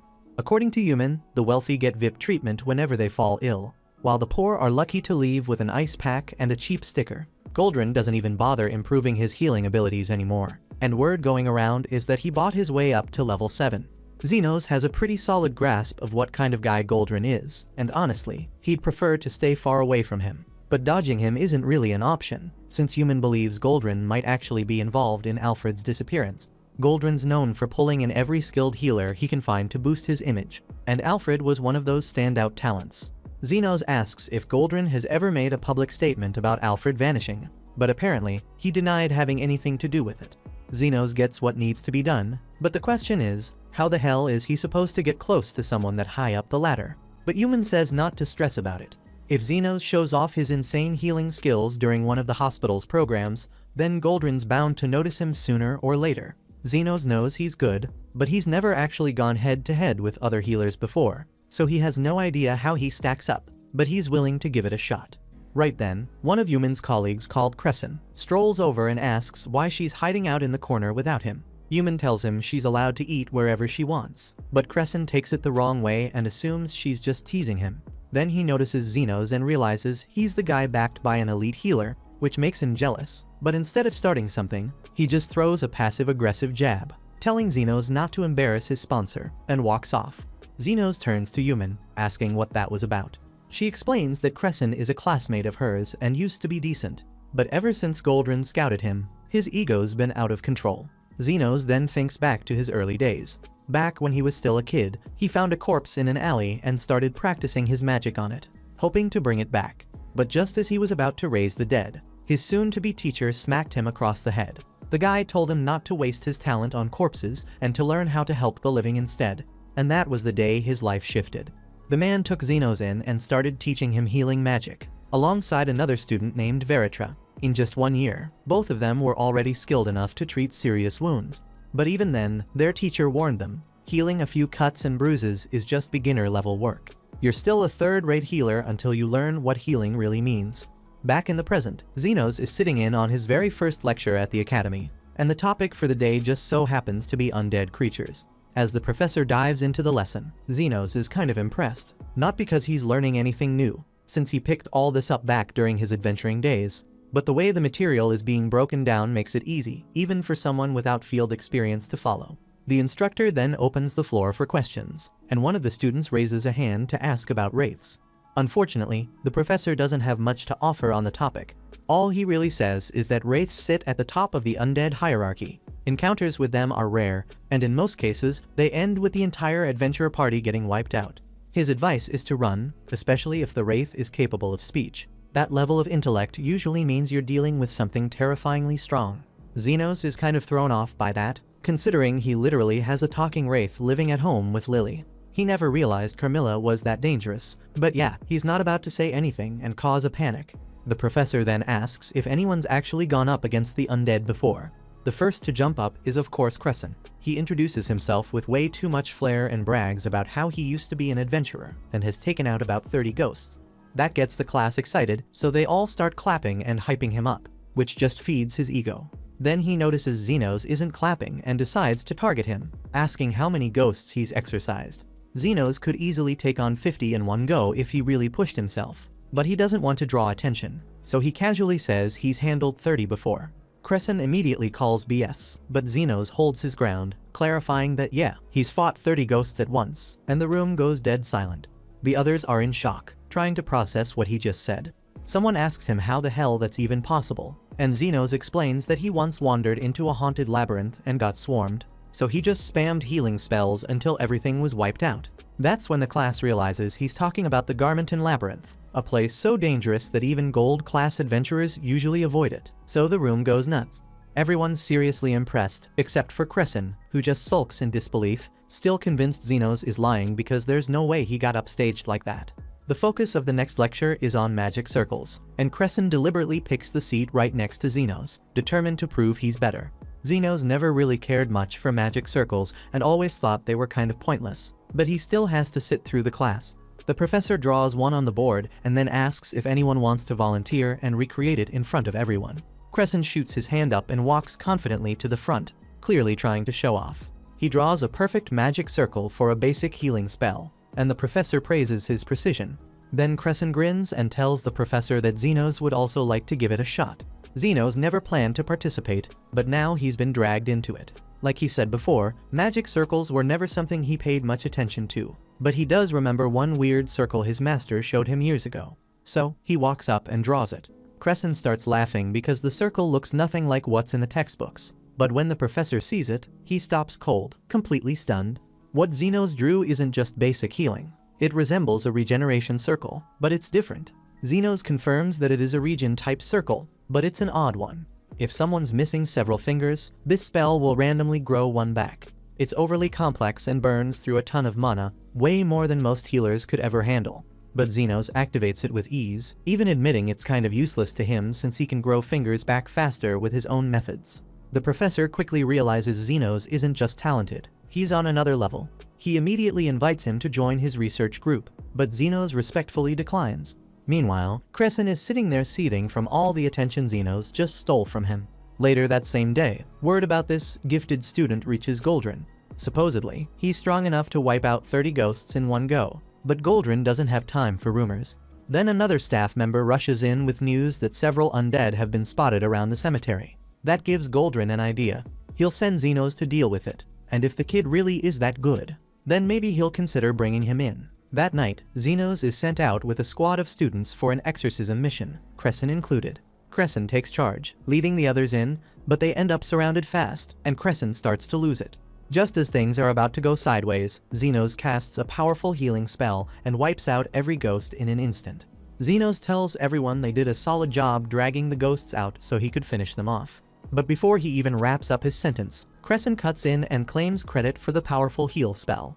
The rest of the students are clueless about what really happened, so they believe him when he says he's the one who saved the day. He even tells them to go brag to their professors about how amazing he is. Then he strolls over to Xenos and flat out says he's never going to acknowledge his skills. Xenos honestly couldn't care less about Crescent's desperate need for attention. But if Crescent really wants to be the hero, he shouldn't leave just yet because the real threat hasn't even shown up. Crescent has no idea what the hell Xenos is talking about. But a few seconds later, the ground tears open and a massive zombie king climbs out. The students are in disbelief that something this dangerous actually appeared, but they're still not too worried. After all, they figure Crescent will handle it.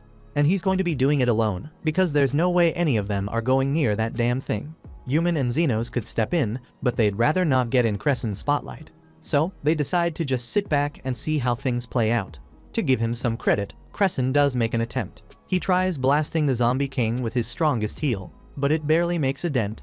There's no way he can win this fight, but his pride won't let him back down, so he just keeps running in circles trying not to get flattened.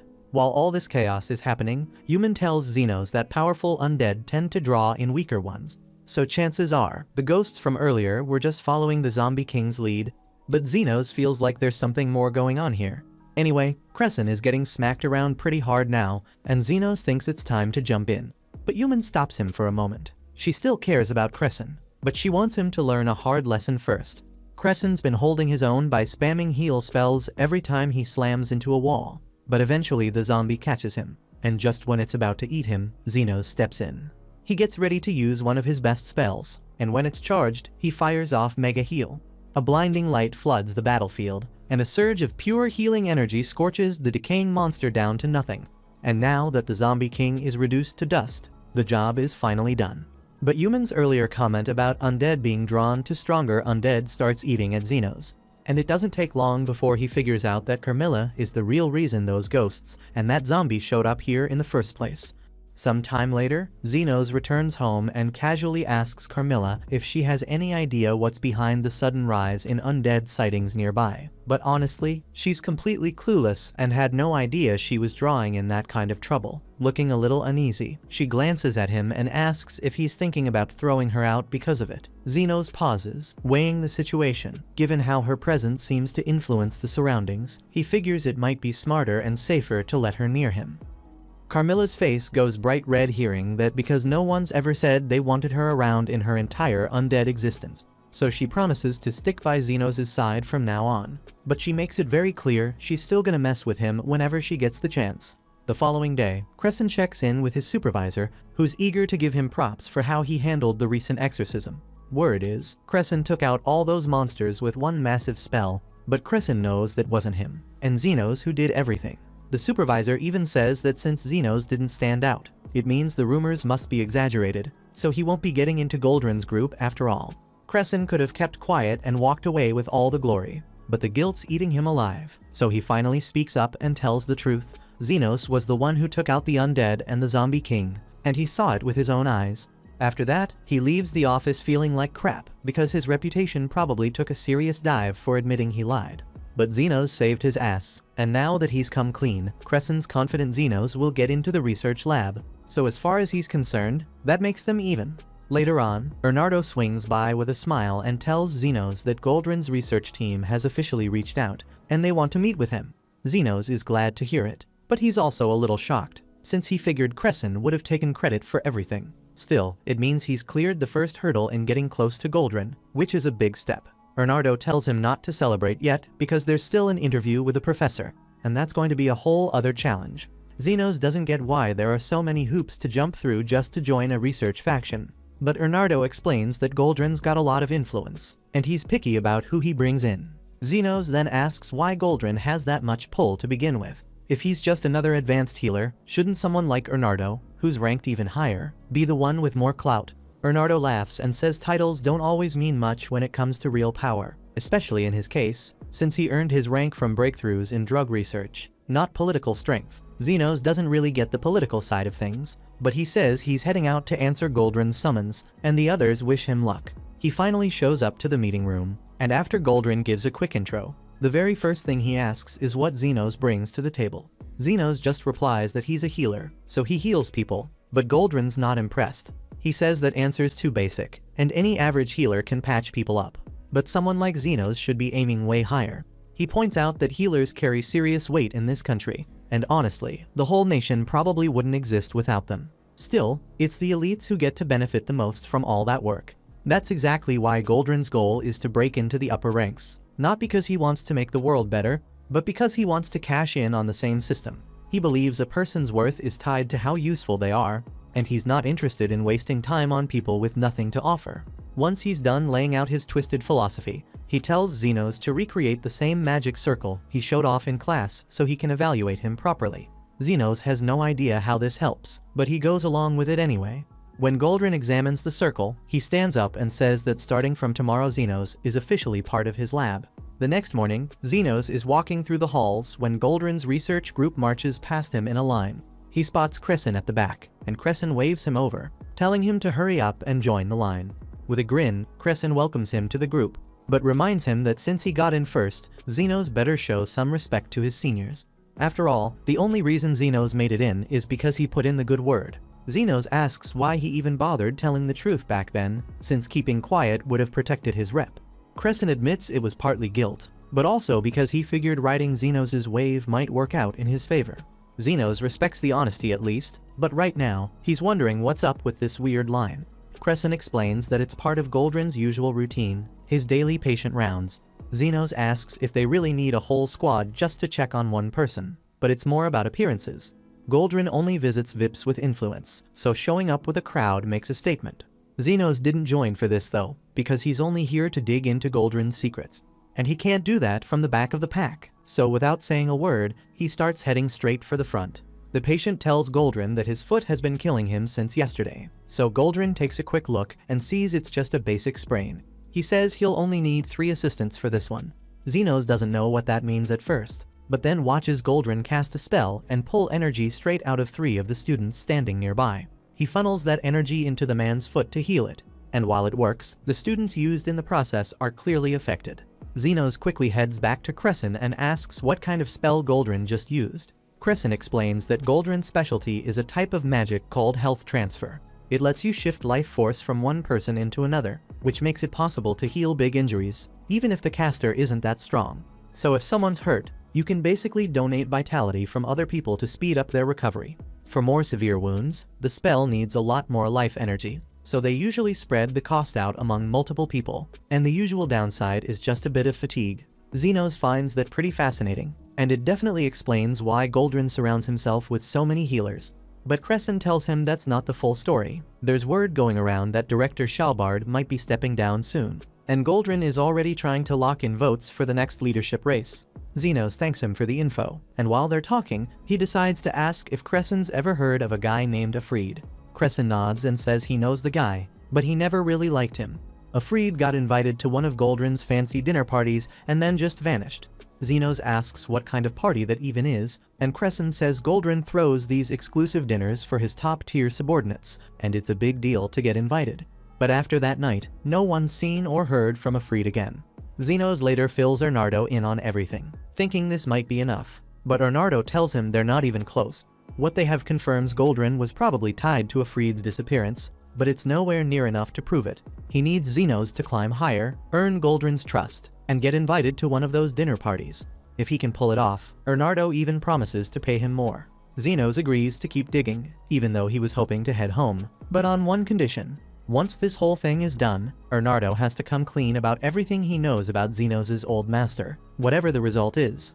At the same time over in the slums, Linga is busy messing with the lock on Xenos' clinic door, and after a bit of effort, she finally gets it open. She came by to tidy the place up for him while he's away, but hey, if she ends up sniffing a few of his belongings while she's here, that's her business. Just as she's starting to look around, she picks up on someone else's presence, so she gets ready to throw hands, but it turns out to be Zofia.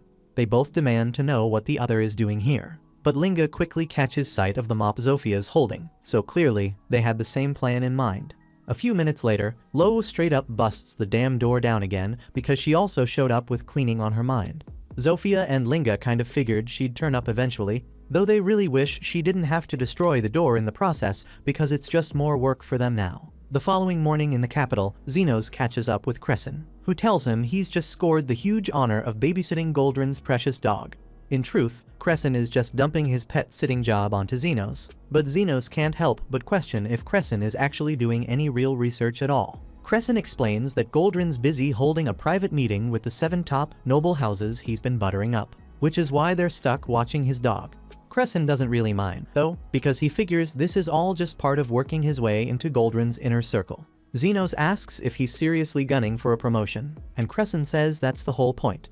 Once he climbs high enough, he'll be living the high life with all the luxuries that come with it. Xenos seems thrown off, since he figured most healers got into the field because they actually wanted to help people. In a perfect world that'd be true, but Crescent tells him things don't work like that. He admits that there was a time when he dreamed of curing the sick and saving lives, but his healing magic has limits, and it can't fix everything. And since he can't save everyone, he'd rather use his skills to secure money and women and comfort for himself. In other words, living every man's dream. Right then, a guy named Bond strolls over and asks Crescent if he's stuck on dog duty for Goldrin again.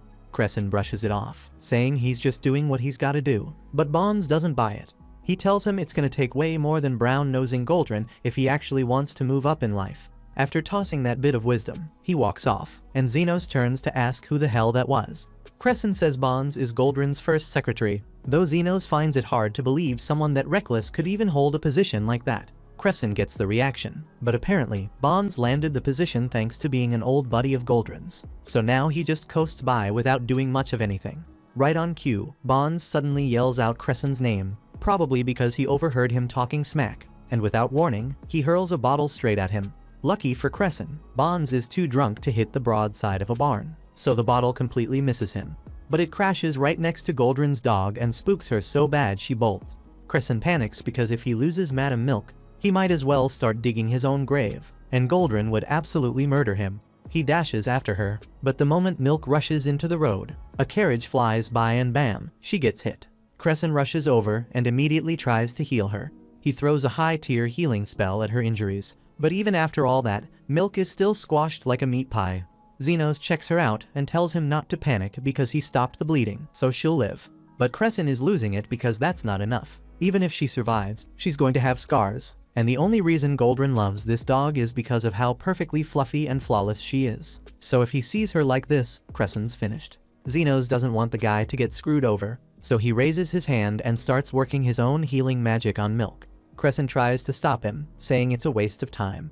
Sure, Xenos has insane power because he did wipe out a zombie king, after all, but this kind of healing takes serious skill, and regenerating skin without leaving a mark is something only top-level healers can do. But while Crescent's busy running his mouth, Xenos has already finished. Milk's totally fine, no bruises, no cuts, hell, even her ribs are as good as new. She's basically perfect again, like nothing ever happened. And Xenos just tells him she should still take it easy for the rest of the day. A while later, Xenos heads back home and finds Yuman already there waiting for him. He asks if something's up, and she says she just wanted to see if he'd take a walk with her.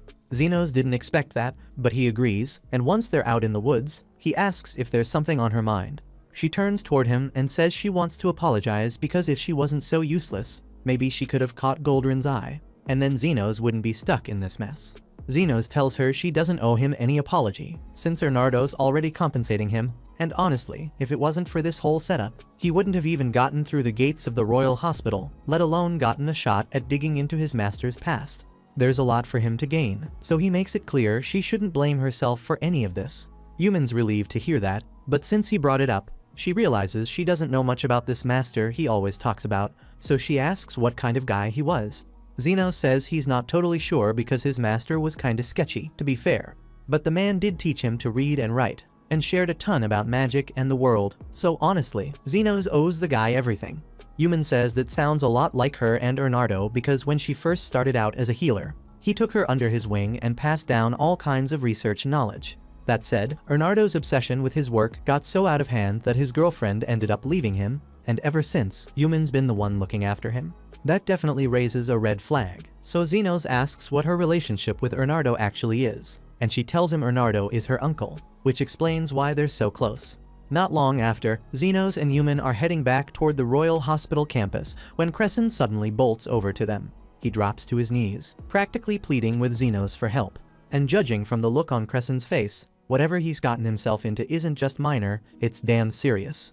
The scene then shifts to Goldrin returning to his office after having dinner with Lord Fennel. His second assistant welcomes him back, but immediately notices the annoyed look on his face, prompting him to ask if something went wrong during the meeting. Goldrin says it wasn't anything serious, but during their conversation, Lord Fennel brought up that his daughter has recently broken out in an unusual rash on her face, and he wanted to know if Goldrin might be able to help with it. Goldrin takes a moment to think it over and figures it's probably a case of odd face disease. It's not dangerous or anything, and it usually clears up on its own. But if Fennel's daughter wants fast results, Goldrin would have to surgically remove the affected skin. The problem is, that kind of operation would leave a large scar, and there's no way someone like her would be okay with that. Goldrin then noted that there's another way. He could regenerate the skin using healing transfer magic with enough healthy donors. But the girl is apparently so ashamed of how she looks that she doesn't even let people see her face.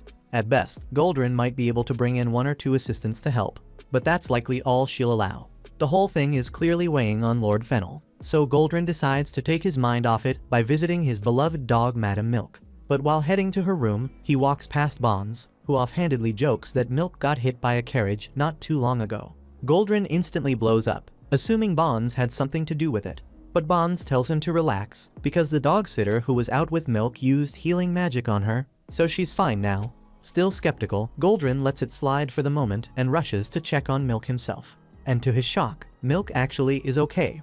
She seems a bit tired, but has no visible injuries or even a scratch on her. And that makes Goldrin stunned because he didn't expect someone could heal wounds so thoroughly that not even a scar remains.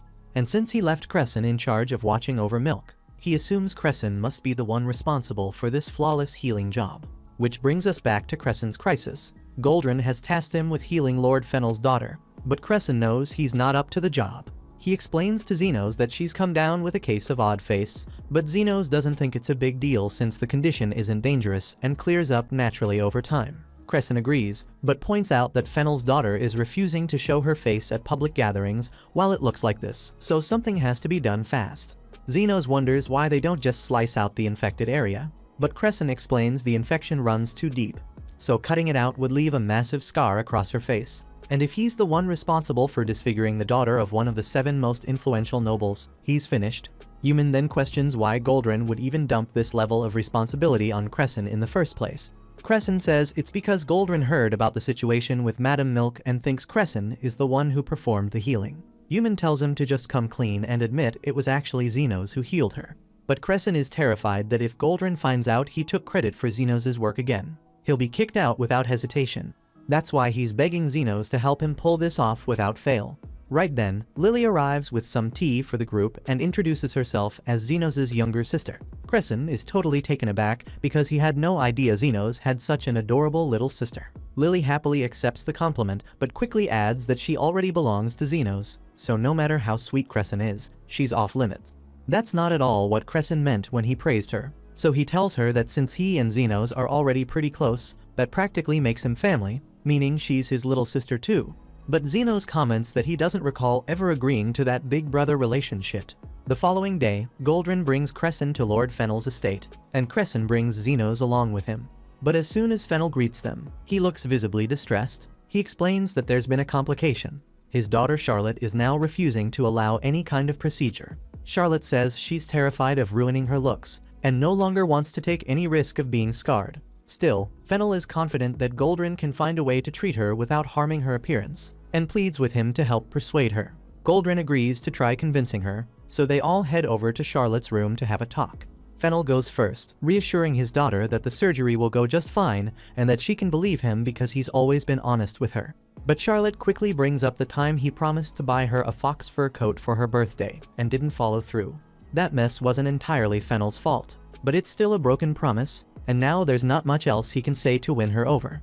Next up, Goldrin steps in and tells Charlotte that he's a doctor from the Royal Hospital and she has nothing to worry about because he'll handle the operation himself. But Charlotte isn't buying that shit because she's convinced someone might have paid him off to purposely mess up her face. While Fennel and Goldrin keep going back and forth trying to assure her that the whole thing is safe, Crescent starts drifting off into wild thoughts. He's imagining that if he's the one who fixes her face, maybe Charlotte will fall head over heels for him, and Xenos can't even be bothered to shoot that dream down. Crescent then asks Lord Fennel if he can say a few words to Charlotte, and once he gets the go-ahead, he introduces himself as one of Goldrin's aides. But before he can say anything else, Charlotte immediately shuts him down. She tells him his voice is irritating, and he's got no business talking to her. Since none of the others made any progress, Goldrin turns to Xenos and asks him to try instead. Xenos nods and walks up to her door, ready to give it a go. He calmly introduces himself as one of the assistants, and right as Charlotte's about to cut him off, Xenos jumps in first. He tells her he just wants a quick word about the operation. If she doesn't want to do it, that's fine. Honestly, who wouldn't be nervous about getting their face sliced open? And besides, the odd face thing isn't fatal. It just means she'll eventually be stuck with a big mole on the side of her face that makes her look like an old granny. That's all he came to say, so he turns around, ready to leave. But Charlotte calls out for him to stop. Turns out, the idea of looking like an old lady shook her up enough to change her mind. She agrees to let everyone come in and asks if what Xenos said was really true. Crescent tries to explain, but before he even gets a word out, she cuts him off again, telling him to shut his damn mouth because she still can't bear the thought of his toxic breath polluting the air. Goldrin chimes in and tells Charlotte that in past odd face cases, after about a month, the condition morphs into mole-like growths shaped like an old woman's face. That image terrifies Charlotte, so she desperately asks Goldrin if there's any way to stop that from happening. Goldrin explains that sadly, the only way to erase the mark is through surgery. But Charlotte still refuses because she's terrified it might not go well. Fennel gently reminds her that if they just sit around doing nothing, the mark will only keep spreading. That's why she needs to put her trust in Goldrin and let him handle it. She asks if he can give her his word that she won't be left with any scars. But Goldrin admits he can't make that kind of promise because actually he's not the one performing the actual operation. Hearing that, Charlotte bolts, yelling that she won't agree to anything unless someone can give her a 100% guarantee that it won't mess up her face. Sometime later, Xenos finds Charlotte out on the veranda attached to her room. She seems to love birds, since there's a whole group of them nearby. But Xenos quickly notices one of the birds looks injured. Charlotte tells him she found it in the garden not too long ago, and with how bad the injury looks, it'll probably never be able to fly again, just like her. With her face messed up, she can't show up at parties or go out dancing anymore, so pretty soon, no one will even remember her. Xenos calmly asks if she actually wants to get better. Charlotte shouts that of course she does, but she also refuses to end up with scars, so he should just stop bringing it up. What she doesn't notice is that while she's busy yelling, Xenos has already healed the bird's wing. and it's now flying around like nothing ever happened. Charlotte's stunned by how effortlessly Xenos fixed the bird, but Xenos tells her he can do the same for her. Whether someone's a noble, a commoner, or just a regular citizen, if they need help, he'll step in, because that's what being a healer means to him. Hearing this, Charlotte finally believes that Xenos actually knows what he's doing, so she chooses to trust him and agrees to the operation. Once Charlotte is sedated, Fennel steps out of the room and tells Goldrin to take care of everything. But Goldrin has no intention of lifting a finger himself, because he's already dumped the whole procedure on Xenos and Crescent. That said, he fully plans to take all the glory, so he warns Crescent not to screw it up. Xenos can clearly see Crescent starting to freak out, so he tells him he'll handle the entire operation if needed. Crescent appreciates that, but asks if Xenos has ever done something like this before. Technically, Xenos has performed this kind of surgery, though it was years ago when he was still a damn kid. Still, that gives him way more experience than Crescent, and he's just about to step in as the lead surgeon when Goldrin walks up and insists Crescent do the job himself. So that means Xenos is stuck as the assistant. With shaky hands, Crescent picks up the scalpel and tries to get started, but he's trembling all over. He's studied this kind of surgery during his time at the hospital, so he sticks to the standard procedure. But Xenos tells him to hold on a second while he does a quick body scan. Crescent doesn't even know what that means, so Xenos explains that he just took a peek inside Charlotte's body and located every single wart root, so that way, Crescent doesn't have to cut at random. Thanks to Xenos' guidance, the operation is going smoothly, up until the last root. That's when Crescent spots something terrible. The final root is entwined around Charlotte's facial nerve. Cutting it would mean slicing into the nerve, which would permanently change her face. Nerve repair is incredibly complex, so Crescent suggests they stop and transfer Charlotte to the Royal Hospital where she can be treated properly. But Goldrin couldn't care less about damn proper care, because all he cares about is his reputation. He swore to Fennel that he'd remove Charlotte's odd face marks, but doing that now would mean damaging her nerves and leaving her face disfigured. A decent doctor would have respected Crescent's warning and chosen the safer route. But Goldrin's a selfish coward, so he grabs Crescent's hand and forces him to cut the final root, nerve and all. Then he starts shouting, pretending that Crescent did it of his own accord, while Crescent stands there, stunned and speechless like a little mouse.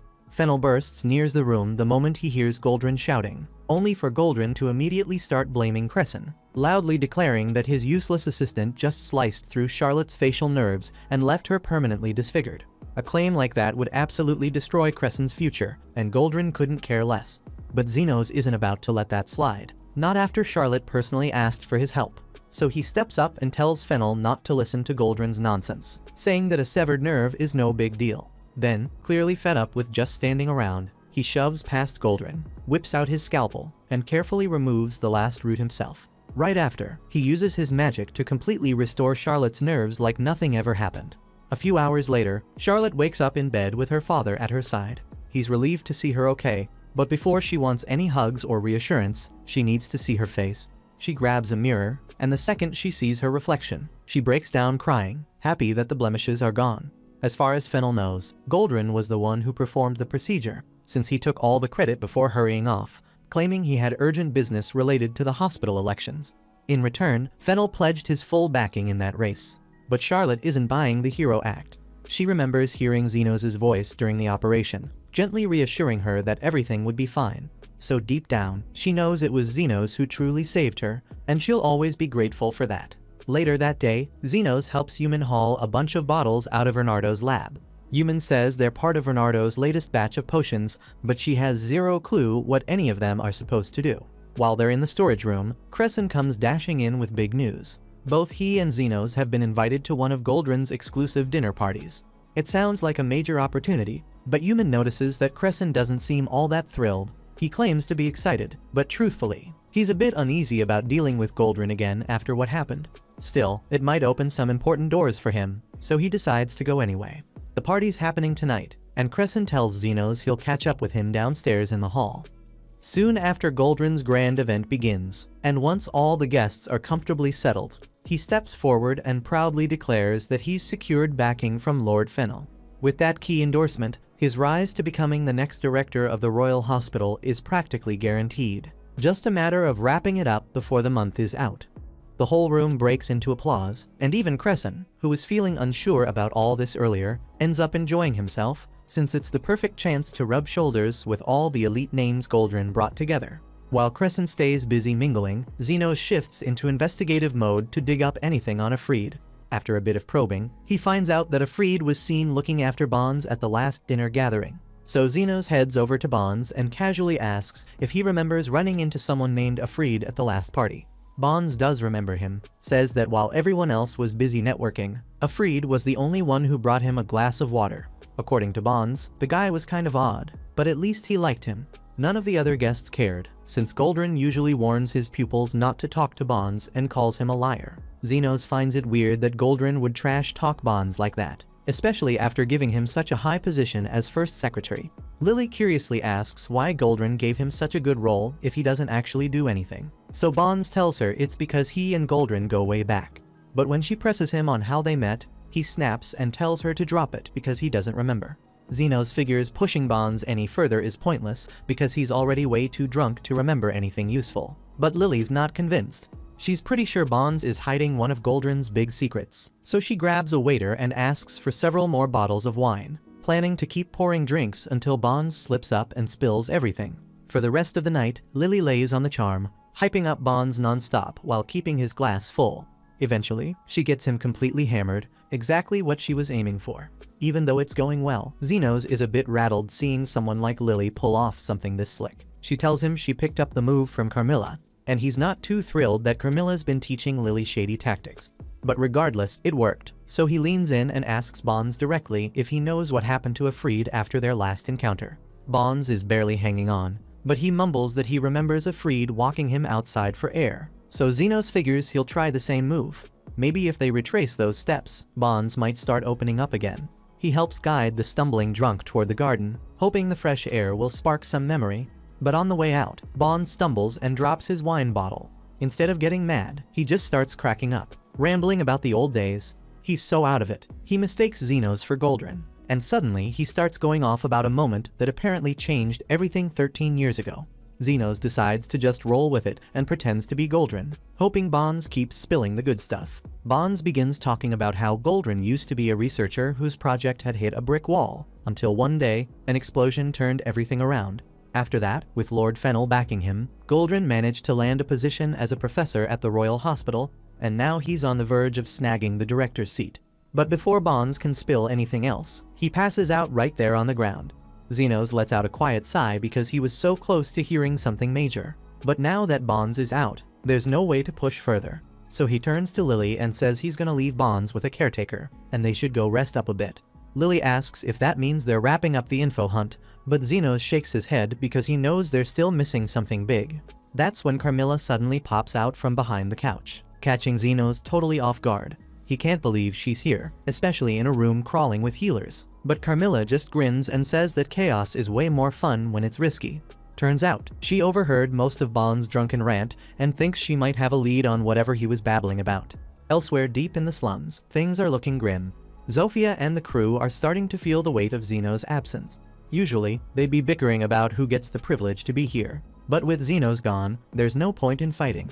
It's just a waiting game now. Suddenly, one of Zofia's men bursts in, clearly freaked out because something horrible just happened. Apparently, Zond and a few others were helping out on a construction job when a support beam came crashing down and impaled Zond straight through the stomach. The guy giving the report is drenched in blood, and Zofia doesn't need to ask how bad it is because she can already tell. And with Xenos still missing, waiting for him to show up isn't an option. So if they want Zond to live, they've got to act fast. Linga says they should rush Zond over to Xenos immediately. But Zofia remembers that Xenos is currently undercover at the Royal Hospital, and showing up there could blow his whole cover. Still, both Linga and Lo argue that if Xenos came back and found out someone died while he was gone, that would hit him harder than any blown mission. At the same time at the Royal Hospital, Carmilla shares a little gossip she picked up while snooping around campus. Supposedly, there was a massive explosion 13 years ago, and Lord Fennel got caught right in the middle of it. But somehow, despite how destructive it was, Fennel walked away without a scratch, and from that day on he's been loyal to Goldrin.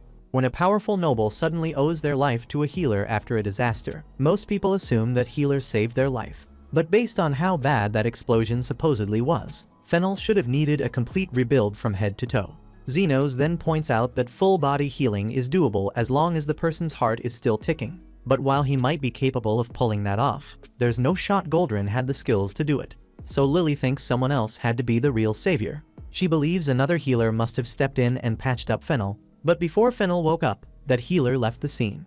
Goldrin probably jumped in, claimed all the credit, and used that moment to get Fennel in his pocket and boost his way through the hospital ranks. Lily also figures that Bonds must have witnessed everything and has been blackmailing Goldrin with it. And when Afreed was looking after Bonds at the last party, maybe Bonds let something slip. That might explain why Afreed vanished, afraid Goldrin would come after him. Just then, Crescent walks in, saying he's been hunting all over for Lily. He just finished chatting with some big-name guests and wanted to introduce her, thinking it'd be good networking. But Lily brushes him off, saying she couldn't care less about politics and would rather stick with Xenos. Still, since Crescent won't back off, she agrees to tag along for now. After Lily heads off, Carmilla leans in and asks Xenos if he's considered the other possibility behind the explosion. Sure, Lily's theory makes a lot of sense, but based on how Carmilla described the blast, there's no way Fennel was the only one caught in it. A whole crowd must have gotten hit. Yet somehow the only survivor just so happened to be the exact noble Goldrin needed on his side. Now toss in the fact that Goldrin knows how to do life force transfers, and the pieces start clicking. Goldrin likely drained all the wounded, funneling their energy into Fennel, which means he basically sacrificed a bunch of people just to save one. Technically, under this kingdom's law, that wouldn't even count as a major offense. Still, Xenos hates the idea of throwing away lives like that. And considering the details, it's possible Afreed found out the truth and vanished to stay off Goldrin's radar.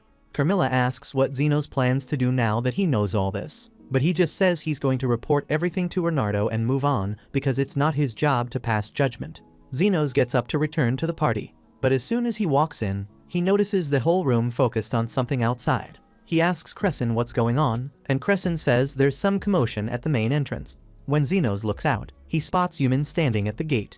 The guards have her blocked, telling her no one gets in without an official invite from Goldrin. But Yumin insists it's urgent and she needs to speak with her friend now. Suddenly, Lo calls out Xenos' name from the crowd.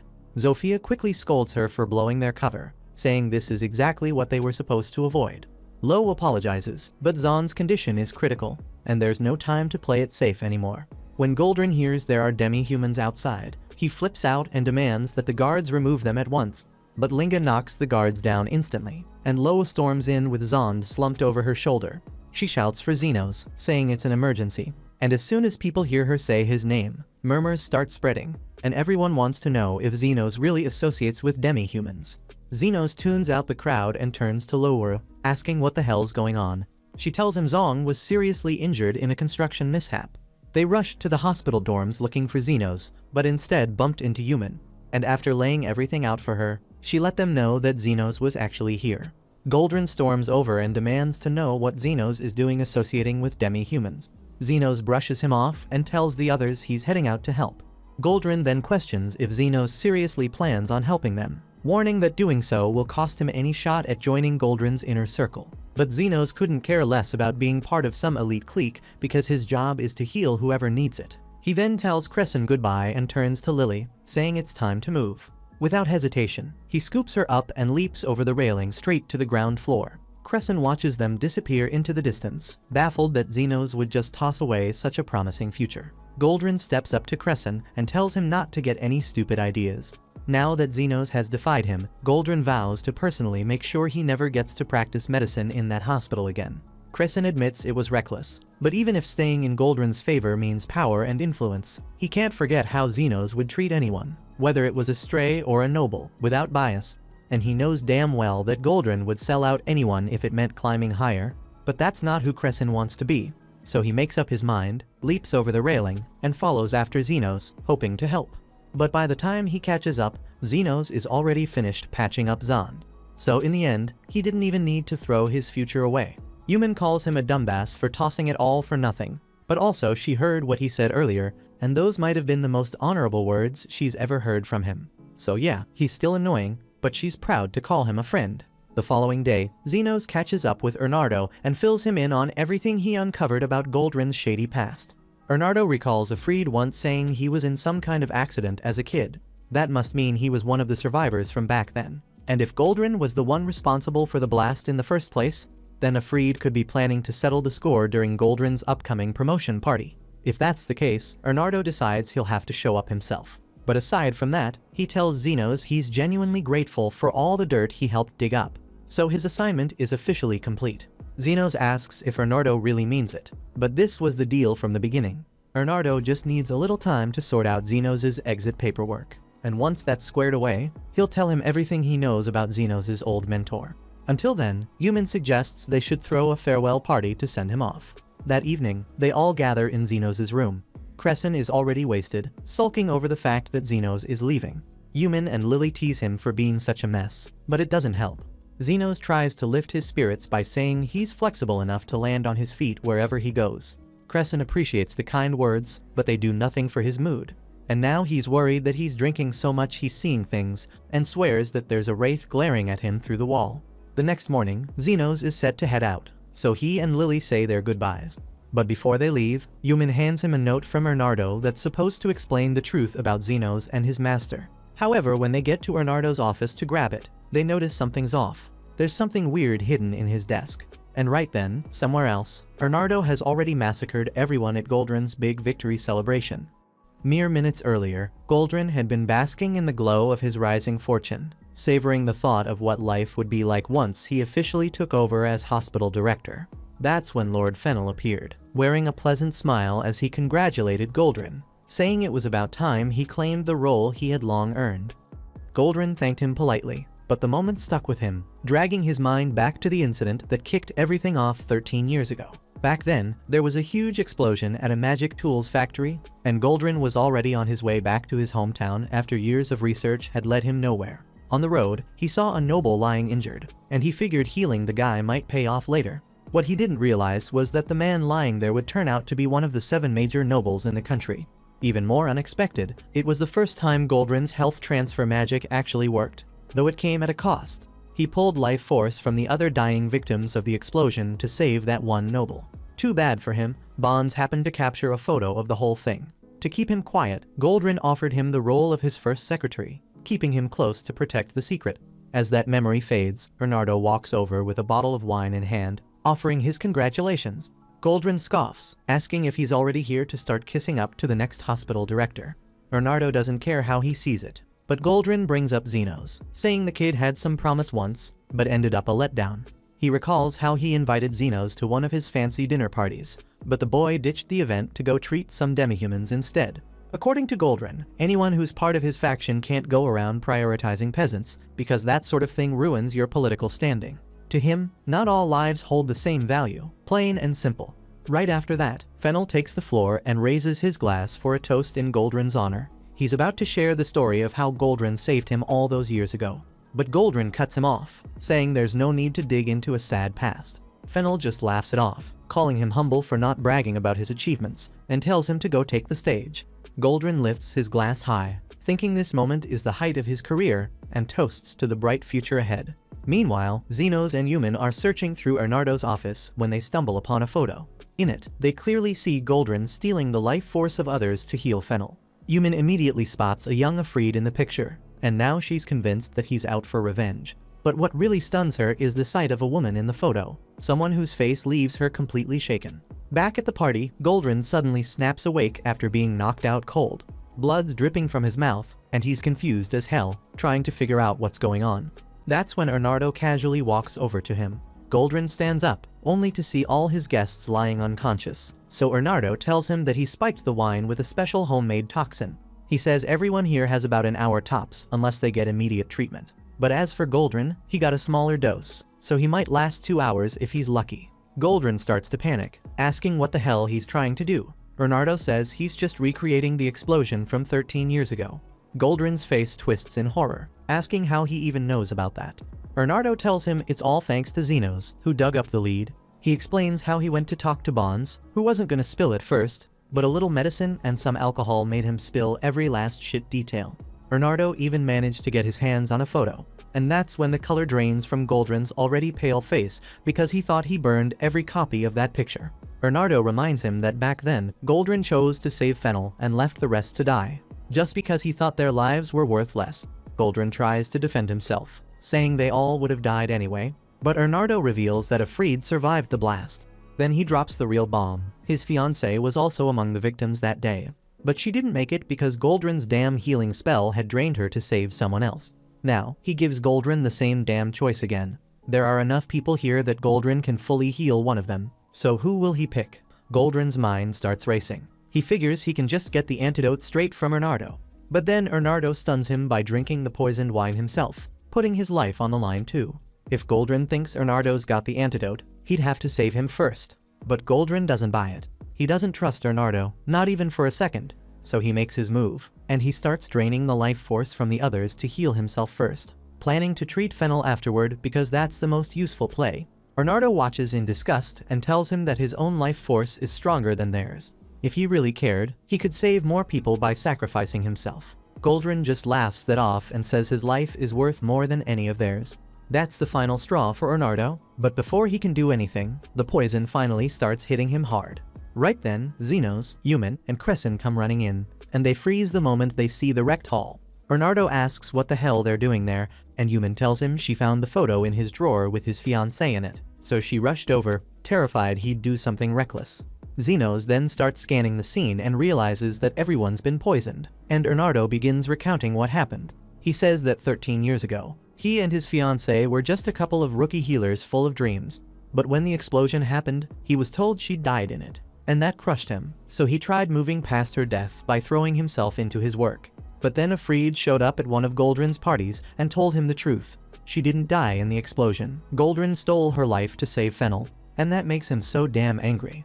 Bernardo says Afreed vanished right after dropping that bomb, and without any solid proof, there was nothing he could do. That's why he hired Xenos to help dig up the truth and maybe find Afreed again. Yumin tells him that what he did was still wrong, and before Bernardo can answer, Crescent suddenly snaps. He yells that he'd probably go nuts too if he lost someone he loved. Not that he's got anyone, but poisoning a bunch of random guests just ain't it. He screams that Bernardo's a healer, so how the hell could he even think about hurting people like this?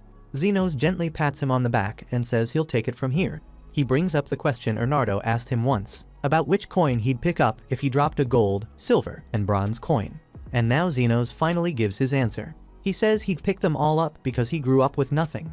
And just like that, he's going to try and save everyone here, no matter their worth. Bernardo panics, telling him there's nothing to gain from that. Xenos agrees that he won't gain a thing. But if this goes public, Bernardo's going down as a murderer, and Yumin will be dragged down with him. Yumin's eyes well up, asking if he's really doing this for her. Xenos nods and says that it's his way of paying her back for that farewell party, because it was the first time in his life someone was actually sad to see him leave. Bernardo warns him again, healing won't cure the poison, but Xenos just says there's no time to identify it anyway, so he starts healing all the people at once. Bernardo tells him it won't detoxify the poison, it'll only ease the symptoms. But then he suddenly realizes he's standing in the area of Xenos' basic healing spell, and it finally clicks what Xenos is trying to do.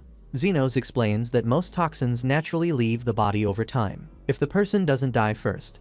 And what he's doing is helping everyone's body hang in there long enough to fight the poison off. So it's just a matter of whether his healing outlasts the poison.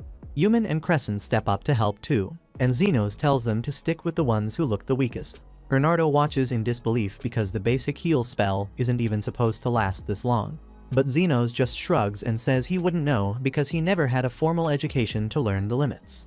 That hits Bernardo, and he starts opening up. He talks about his fiancée, how she became a healer just to save lives. She was the most decent, selfless person he ever met. And then there's Goldrin, the exact opposite. Bernardo says he just couldn't sit back and watch someone like that become director. That's why he snapped. But now, looking at all this, he regrets everything. He thanks Xenos for pulling him back before he turned into something even worse. And Xenos tells him sure, he can thank him with a bonus, because healing this many people sure as hell ain't easy. Soon, all the guests start waking up one by one. The poison's finally out of their systems. But Goldrin's still lying there, pale and twitching, and he starts yelling at Xenos to heal him too. Xenos calmly tells him he doesn't take orders, especially not from someone like him. Goldrin grits his teeth but can't do anything, so he tells the healers from his own faction to help him instead. But then the memory hits them, how he tried to drain their life force while they were unconscious, and none of them move, and they straight up refuse.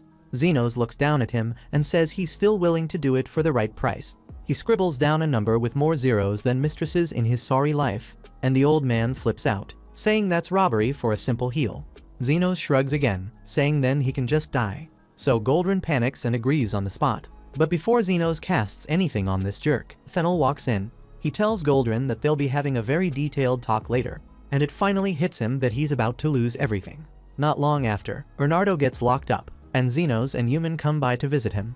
Bernardo, still acting like his usual cheerful idiot self, seems surprised they managed to get permission to see him this fast. Xenos tells him it's thanks to a few contacts he has in the Royal Guard. And right then Krishna shows up, claiming Xenos is just using this visit as an excuse to see her. Xenos doesn't even bother arguing and just lets her stay in her fantasy bubble before turning back to Bernardo because he's got questions. Human jumps in first, asking if he really did poison the guests at the party. But Bernardo casually says he technically didn't. He only made a chemical that would knock everyone out and freeze them for a while. Just enough to recreate the explosion scene from 13 years ago and get Goldrin to admit what he did.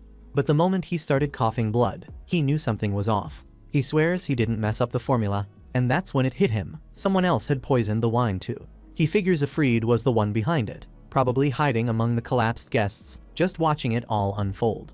Human lights up at the thought that Bernardo's actually innocent, but he shakes his head. Even after realizing the poison was real, he was still willing to let everyone die if it meant getting revenge. Krishna, thinking things over, says that with the proof they've got, and considering Bernardo's friends with Xenos, she'll pull some strings to get him released soon. Human gladly asks her to do that, and they wrap it up. Right before they leave, Bernardo stops Xenos and tells him to be careful. He's sure it's nearly impossible for Afreed to have survived after Goldrin drained his life force, which means he might not even be human anymore. Bernardo believes Afreed's not just after revenge. His goals are darker, and since Xenos ruined his little show, he might be the next target. But Xenos just shrugs it off and says he doesn't give a damn. If Afreed wants to come after him, he'll hit him with one hell of a bill for all the trouble. And with that, he heads home to his chaotic, unwanted harem and gets back to doing what he does best, being the underground healer who'll treat anyone or anything for the right price. Somewhere else in the kingdom, we finally see the one pulling the strings, and it's the damn guide. He's taken over Alfred's body and looks seriously disappointed that his entire plan just went straight to hell. But this is the end of season 1 of this anime, so don't forget to like and subscribe to help me continue.